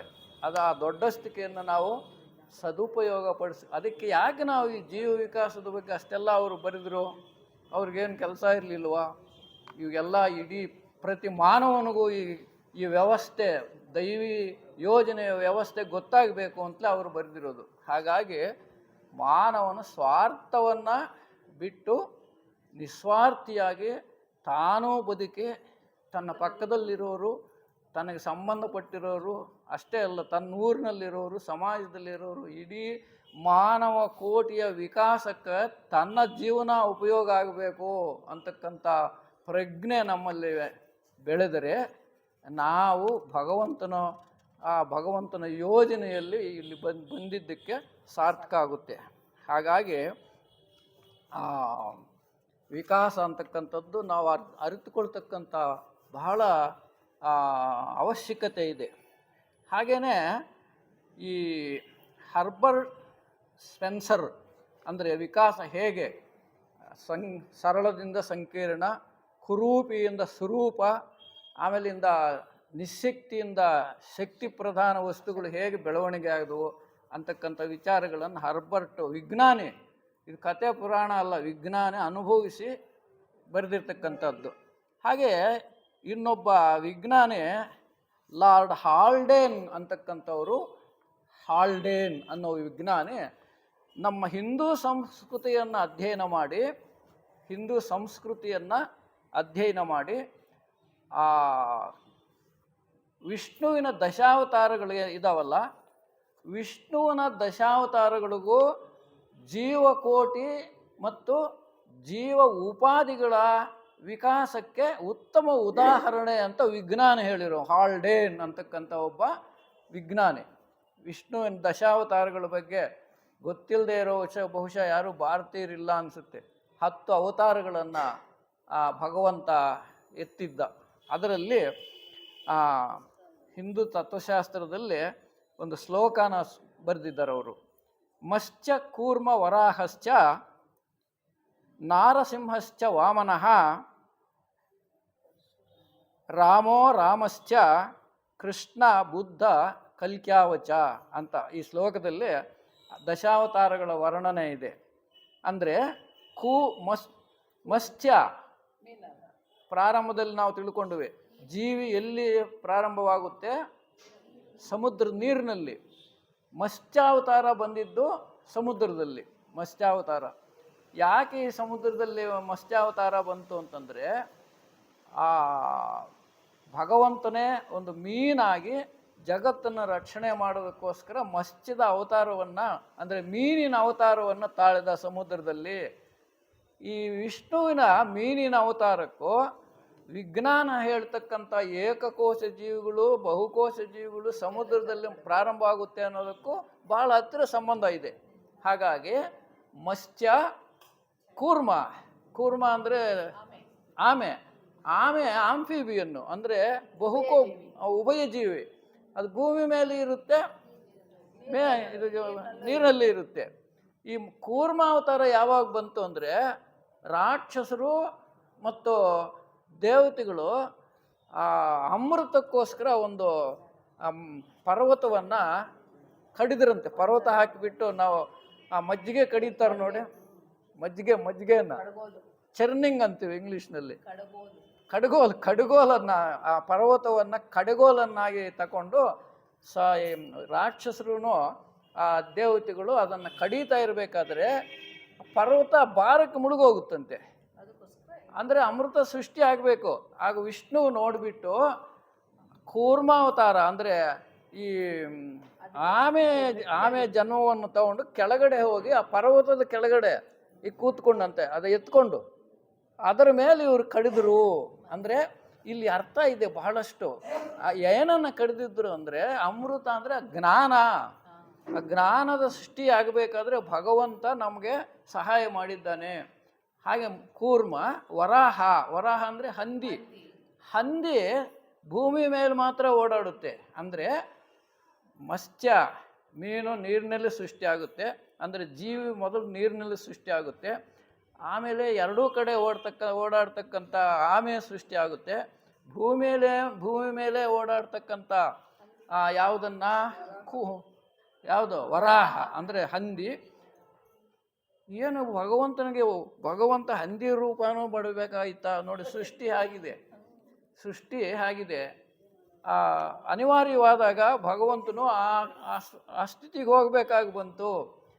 ಏತಕ್ಕೋಸ್ಕರ ವರಾಹ ಅವತಾರ ಅಂದರೆ, ರಾಕ್ಷಸರು ಹಿರಣ್ಯಾಕ್ಷ ಹಿರಣ್ಯಕಶ್ಯಪ ಅಂತ ಇಬ್ಬರಿದ್ರು. ಆ ಹಿರಣ್ಯಾಕ್ಷ ಅನ್ನೋನು ಭೂಮಿನೆಲ್ಲ ಸುತ್ತಕೊಂಡೋಗಿ ಸಮುದ್ರದಲ್ಲಿ ಬಚ್ಚಿಟ್ಟು ಬಿಟ್ಟಿದ್ದಂತೆ. ಅದನ್ನು ಹೊರಗಡೆ ತರಬೇಕಾದ್ರೆ ಆ ವರಾಹ ಅವತಾರದಲ್ಲಿ ಹೋಗಿ ಭೂಮಿಯನ್ನು ರಕ್ಷಣೆ ಮಾಡಿದ ಅಂತ ಪುರಾಣದಲ್ಲಿದೆ. ಆಮೇಲೆ ಮತ್ಸ್ಯ ಕೂರ್ಮ ವರಾಹಶ್ಚ ನಾರಸಿಂಹಶ್ಚ. ನರಸಿಂಹ ಅಂದರೆ ಇಲ್ಲಿ ಅರ್ಧ ಪ್ರಾಣಿ ಅರ್ಧ ಮನುಷ್ಯ. ಅಂದರೆ ವಿಕಾಸ ಹೇಗಾಗುತ್ತೆ? ಪ್ರಾಣಿಯಿಂದನೇ ಮನುಷ್ಯನು ಬಂದಿದ್ದು. ಎಷ್ಟು ಹತ್ತಿರದ ಸಂಬಂಧ ಇದೆ ವಿಜ್ಞಾನಕ್ಕೂ ಈ ಪುರಾಣಕ್ಕೂ. ನರಸಿಂಹ ಅವತಾರದಲ್ಲಿ ಅರ್ಧ ಮಾನವ ಅರ್ಧ ಪ್ರಾಣಿ, ಹೀಗಾಗಿ ಅದು ವಿಕಾಸ ಮುಂದುವರಿಯುತ್ತೆ. ಆಮೇಲೆ ನಾರಸಿಂಹಶ್ಚ ವಾಮನಃ. ವಾಮನ ಅಂದರೆ ಕುಳ್ಳ. ಇದು ಮಾನವನು ಕೂಡ ಅಷ್ಟೇ, ಕುಳ್ಳ ಸ್ಥಿತಿಯಿಂದ ಆಮೇಲೆ ವಿಕ್ರಮ ಸ್ಥಿತಿಗೆ ಹೋಗ್ತಾನೆ, ಅಂದರೆ ಬೆಳವಣಿಗೆ ಆಗ್ತಾನೆ. ನಾರಸಿಂಹಶ್ಚ ವಾಮನಃ ರಾಮೋ ರಾಮಶ್ಚ. ಇಬ್ಬರು ರಾಮರು ಬರ್ತಾರೆ, ಒಬ್ಬನು ಪರಶುರಾಮ, ಇನ್ನೊಬ್ಬನು ಶ್ರೀರಾಮ. ಈ ಪರಶುರಾಮ ಒರಟು ಸ್ವಭಾವ, ಮಾನವನು ಕೂಡ ಪ್ರಾರಂಭದಲ್ಲಿ ಒರಟೆ. ಅವನು ಒರಟು ಅಂದರೆ ಶತವೊರಟು. ಎಷ್ಟು ಒರಟು ಅಂದರೆ ಒಂದು ಮಹಾಭಾರತದಲ್ಲಿ ಬರುತ್ತೆ, ಅದು 21 ಸಲ ಭೂಮಿಯನ್ನೆಲ್ಲ ಸುತ್ತಿದು ಬಿಟ್ಟು ಇಡೀ ರಾಜರ ವಂಶವನ್ನು ನಾಶ ಮಾಡಿದ. ರಜೋಗುಣ ನೋಡಿ, ನಮ್ಮಲ್ಲಿ ರಜೋಗುಣ ಇದೆ, ಕೋಪ.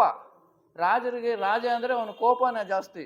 ನಮ್ಮಲ್ಲೂ ಅಷ್ಟೇ, ನಾವು ರಾಜರೇ, ಅನೇಕ ಸಲ ರಾಜರಾಗಿ ಹೋಗ್ತೀವಿ. ರಜೋಗುಣ ಪ್ರಧಾನ ಈಚೆಗೆ ಬಂದುಬಿಡ್ತು. ಕೋಪ ಮಾಡಿಕೊಂಡ್ರೆ ನಾನು ಏನು ಮಾಡ್ತೀನೋ ನನಗೇ ಗೊತ್ತಿಲ್ಲ, ಆ ಸ್ಥಿತಿಗೆ ಹೊರಟೋಗ್ತೀವಿ. ಎಷ್ಟು ಕೋಪ ಬರುತ್ತೆ. ಅಂಥ ರಾಜರನ್ನೆಲ್ಲ ನಿರ್ನಾಮ ಮಾಡಿದ್ದು ಆ ಪರಶುರಾಮ. ಅಂದರೆ 21 ಸಲ ಭೂಮಿಯನ್ನು ಸುತ್ತಾಕಿ ಇಡೀ ರಜೋಗುಣವನ್ನು ದಮನ ಮಾಡಿದ.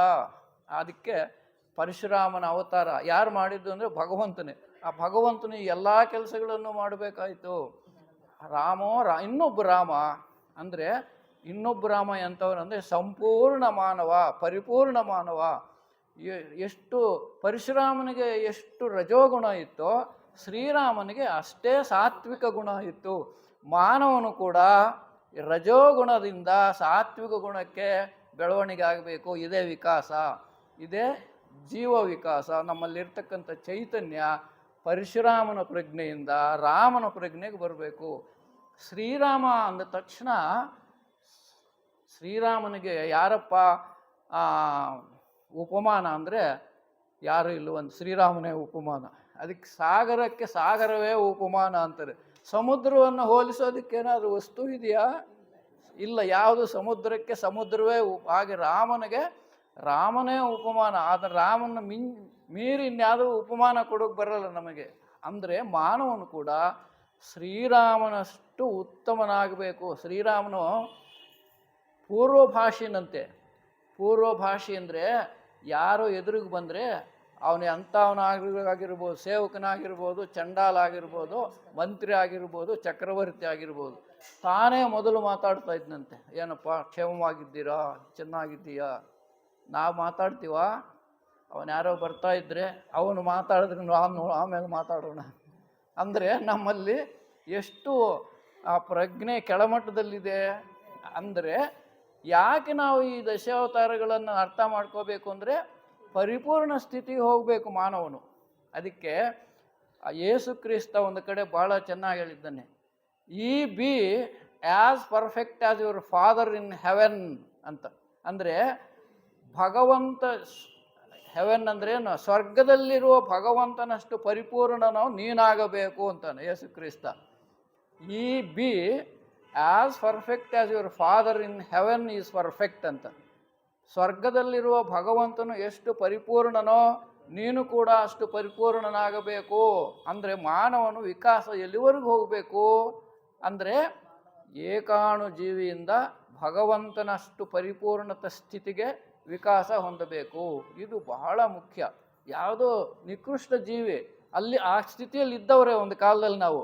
ಆದರೆ ಬೆಳೀತಾ ಬೆಳೀತಾ ಯಾವ ಸ್ಥಿತಿಗೆ ಬರಬೇಕಂದ್ರೆ ಪರಿಪೂರ್ಣ ಸ್ಥಿತಿಗೆ, ಭಗವಂತನ ಎಲ್ಲ ಸದ್ಗುಣಗಳನ್ನು ಬೆಳವಣಿಗೆ ಮಾಡಿಕೊಳ್ತಕ್ಕಂಥ ಸ್ಥಿತಿಯನ್ನು ನಾವು ಸಾಧನೆ ಮಾಡಬೇಕು. ಇದಕ್ಕೆ ಅನೇಕ ಜನ್ಮಗಳು ಬೇಕು. ಅದಕ್ಕೆ ಮುಂದುವರೆದು ಹೇಳ್ತಾನೆ ಆ ಯೇಸು ಕ್ರಿಸ್ತ ಏನಂದರೆ, reincarnation is the method of perfection. Reincarnation is the method of perfection. ಭಗವಂತನಷ್ಟು ಪರಿಪೂರ್ಣ ಸ್ಥಿತಿಗೆ ಬರಬೇಕಾದ್ರೆ ನಿನಗೆ ಒಂದೇ ಜನ್ಮ ಸಾಲದು, ಅನೇಕ ಜನ್ಮಗಳ ರೀಇನ್ಕಾರ್ನೇಷನ್, ಪುನರ್ಜನ್ಮ ಪಡೀತಾ ಪಡೀತಾ ಈ ಪ್ರಜ್ಞೆಯನ್ನು ನಮ್ಮಲ್ಲಿಟ್ಟುಕೊಂಡು ಇಂದಿನ ಜನ್ಮಕ್ಕಿಂತ ಈ ಜನ್ಮದಲ್ಲಿ ಇನ್ನೊಂದಿಷ್ಟು ನಾನು ವಿಕಾಸ ಹೊಂದಬೇಕು. ಹೀಗೆ ವಿಕಾಸದ ಯೋಜನೆಯನ್ನು ಭಗವಂತನೇ ಸೃಷ್ಟಿ ಮಾಡಿರ್ತಕ್ಕಂಥದ್ದು. ಕೃಷ್ಣ ಪರಮಾತ್ಮ ಹೇಳ್ತಾನೆ ಯಾವುದರಲ್ಲಿ, ಭಗವದ್ಗೀತೆಯಲ್ಲಿ, ಇದೆಲ್ಲ ನಾನೇ ಸೃಷ್ಟಿ ಮಾಡಿರೋದು. ತಿಗಣೆಯಿಂದ ಹಿಡಿದು ಒಬ್ಬ ದಾಸಶ್ರೇಷ್ಠನವರೆಗೂ ನಾನೇ ಸೃಷ್ಟಿ ಮಾಡಿರೋದು. ಆ ತಿಗಣೆ ಕೂಡ ದಾಸಶ್ರೇಷ್ಠನ ಸ್ಥಿತಿಗೆ ಬರಬೇಕು, ಅಲ್ಲಿಂದ ಅವನು ನನ್ನ ಸ್ಥಿತಿಗೆ ಬರಬೇಕು. ಇದೆಲ್ಲ ನನ್ನ ಯೋಜನೆಯಲ್ಲಿದೆ ಭಗವಂತ ಹೇಳ್ತಾನೆ. ಇದಲ್ಲೇ ಆ ತಿಗಣಿನಲ್ಲಿ ನನ್ನ ಅಂಶ ಇದೆ, ಒಬ್ಬ ದಾಸಶ್ರೇಷ್ಠನಲ್ಲಿ ನನ್ನ. ಬಹಳ ಸುಂದರವಾಗಿ ಅವ್ರು ಹೇಳ್ತಾರೆ. ಈ ಶೇಕ್ಸ್ಪಿಯರ್ ಎಕ್ಸಾಂಪಲ್ ಕೊಟ್ಟಿದ್ದಾರೆ. ಶೇಕ್ಸ್ಪಿಯರ್ ಏನು ಹೇಳ್ತಾನೆ ಅಂದರೆ, man is the masterpiece of the God ಅಂತ. ಭಗವಂತನು ತಯಾರು ಮಾಡಿರ್ತಕ್ಕಂಥ ಅನೇಕ ವಸ್ತುಗಳಲ್ಲಿ ಮಾನವನು ಅತ್ಯಂತ ಶ್ರೇಷ್ಠವಾದ ವ್ಯಕ್ತಿ ಅಂತಾನೆ. ಶೇಕ್ಸ್ಪಿಯರ್ ಇಂಗ್ಲೀಷ್ನಲ್ಲಿ ಬರೀತಾನೆ. ಏನಿದೆ ಇದು ಏನು ಹೇಳಿದ್ದು, man is the masterpiece of God. ಭಗವಂತನು ಸೃಷ್ಟಿಸಿದ ಅನೇಕ ವಸ್ತುಗಳಲ್ಲಿ ಮಾನವನು ಅತ್ಯಂತ ಶ್ರೇಷ್ಠ. ಹಾಗಾಗಿ ಆ ಶ್ರೇಷ್ಠತೆಯನ್ನು ಮಾನವನು ಕಾಪಾಡ್ಕೋಬೇಕು. ಭಗವಂತನ ಇಚ್ಛೆ ಏನು, ಈಶ್ವರ ಸಂಕಲ್ಪ ಅಂತೀವಿ ನಾವು. ಆ ಈಶ್ವರ ಸಂಕಲ್ಪ ಏನಿದೆ, ನಾನೇನೇನು ಸೃಷ್ಟಿ ಮಾಡಿದ್ದೀನೋ ಅದೆಲ್ಲ ವಿಕಾಸ ಹೊಂದಿ ಎರಡೂ ರೀತಿಯಲ್ಲಿ, ಒಂದು ಜೀವ ವಿಕಾಸ, ಇನ್ನೊಂದು ಉಪಾಧಿಯ ವಿಕಾಸ. ಶರೀರವು ವಿಕಾಸ ಆಗಬೇಕು, ಸುಂದರವಾಗಬೇಕು. ಒಬ್ಬ ವ್ಯಕ್ತಿ ಸುಂದರವಾಗಬೇಕಿದ್ರೇ ಅವನನ್ನು ಯಾರಾದರೂ ನೋಡೋದು, ಕೇಳಿಸ್ಕೊಳ್ಳೋದು. ಇದಕ್ಕೋಸ್ಕರ ಸೌಂದರ್ಯನೂ ಬೆಳಿಬೇಕು ಮತ್ತು ಪ್ರಜ್ಞೆನೂ ಬೆಳಿಬೇಕು. ಎರಡೂ ರೀತಿಯಲ್ಲಿ ಆ ವಿಕಾಸ ಯೋಜನೆಯಲ್ಲಿದೆ. ಅದನ್ನೆಲ್ಲ ನಾವು ಸದುಪಯೋಗ ಮಾಡಿಕೊಂಡು ಆ ಭಗವಂತನ ಇಚ್ಛೆ ಏನಿದೆ, ಈಶ್ವರ ಸಂಕಲ್ಪ ಏನಿದೆ, ಆ ರೀತಿಯಲ್ಲಿ ನಾವೆಲ್ಲ ಎಲ್ಲಿಂದ ಬಂದಿದ್ದೀವಿ, ಏನಾಗಬೇಕು ಮುಂದೆ, ನಮ್ಮ ಯೋಜನೆ, ಭಗವಂತನ ಯೋಜನೆಯಲ್ಲಿ ನಮ್ಮ ಸಾಧನೆ ಏನು ಅಂತ ಅರ್ಥ ಮಾಡಿಕೊಂಡು ನಾವೆಲ್ಲ ಸದ್ಗುಣವಂತರಾಗಿ ಒಳ್ಳೆಯ ಗುಣಗಳನ್ನು ಬೆಳೆಸ್ಕೊಂಡು ಭಗವಂತನಿಗೆ ನಾವು ಯಾವಾಗಲೂ ಸದಾ ಚಿರಋಣಿಗಳಾಗಿ ನಮ್ಮ ಜನ್ಮಗಳನ್ನು ಸಾರ್ಥಕ ಮಾಡ್ಕೋಬೇಕು ಅಂತ ಹೇಳ್ತಾ, ಈ ಸಂದರ್ಭದಲ್ಲಿ ಚಿಂತಾಮಣಿ ಶಾಖೆಯವರು ನನ್ನನ್ನು ಕರೆದು ಆ ವಿಕಾಸದ ಬಗ್ಗೆ ನನಗೆ ತಿಳಿದ ವಿಷಯಗಳನ್ನು, ನಾನು ಅರ್ಥ ಮಾಡಿಕೊಂಡ ವಿಷಯಗಳನ್ನು ನಿಮ್ಮ ಮುಂದಿಡೋದಕ್ಕೆ ಅವಕಾಶ ಕೊಟ್ಟಿದ್ದಕ್ಕೆ ಎಲ್ಲರಿಗೂ ವಂದಿಸಿ ನನ್ನ ಮಾತನ್ನು ಮುಗಿಸ್ತೇನೆ. ಓಂ ಶಾಂತಿ.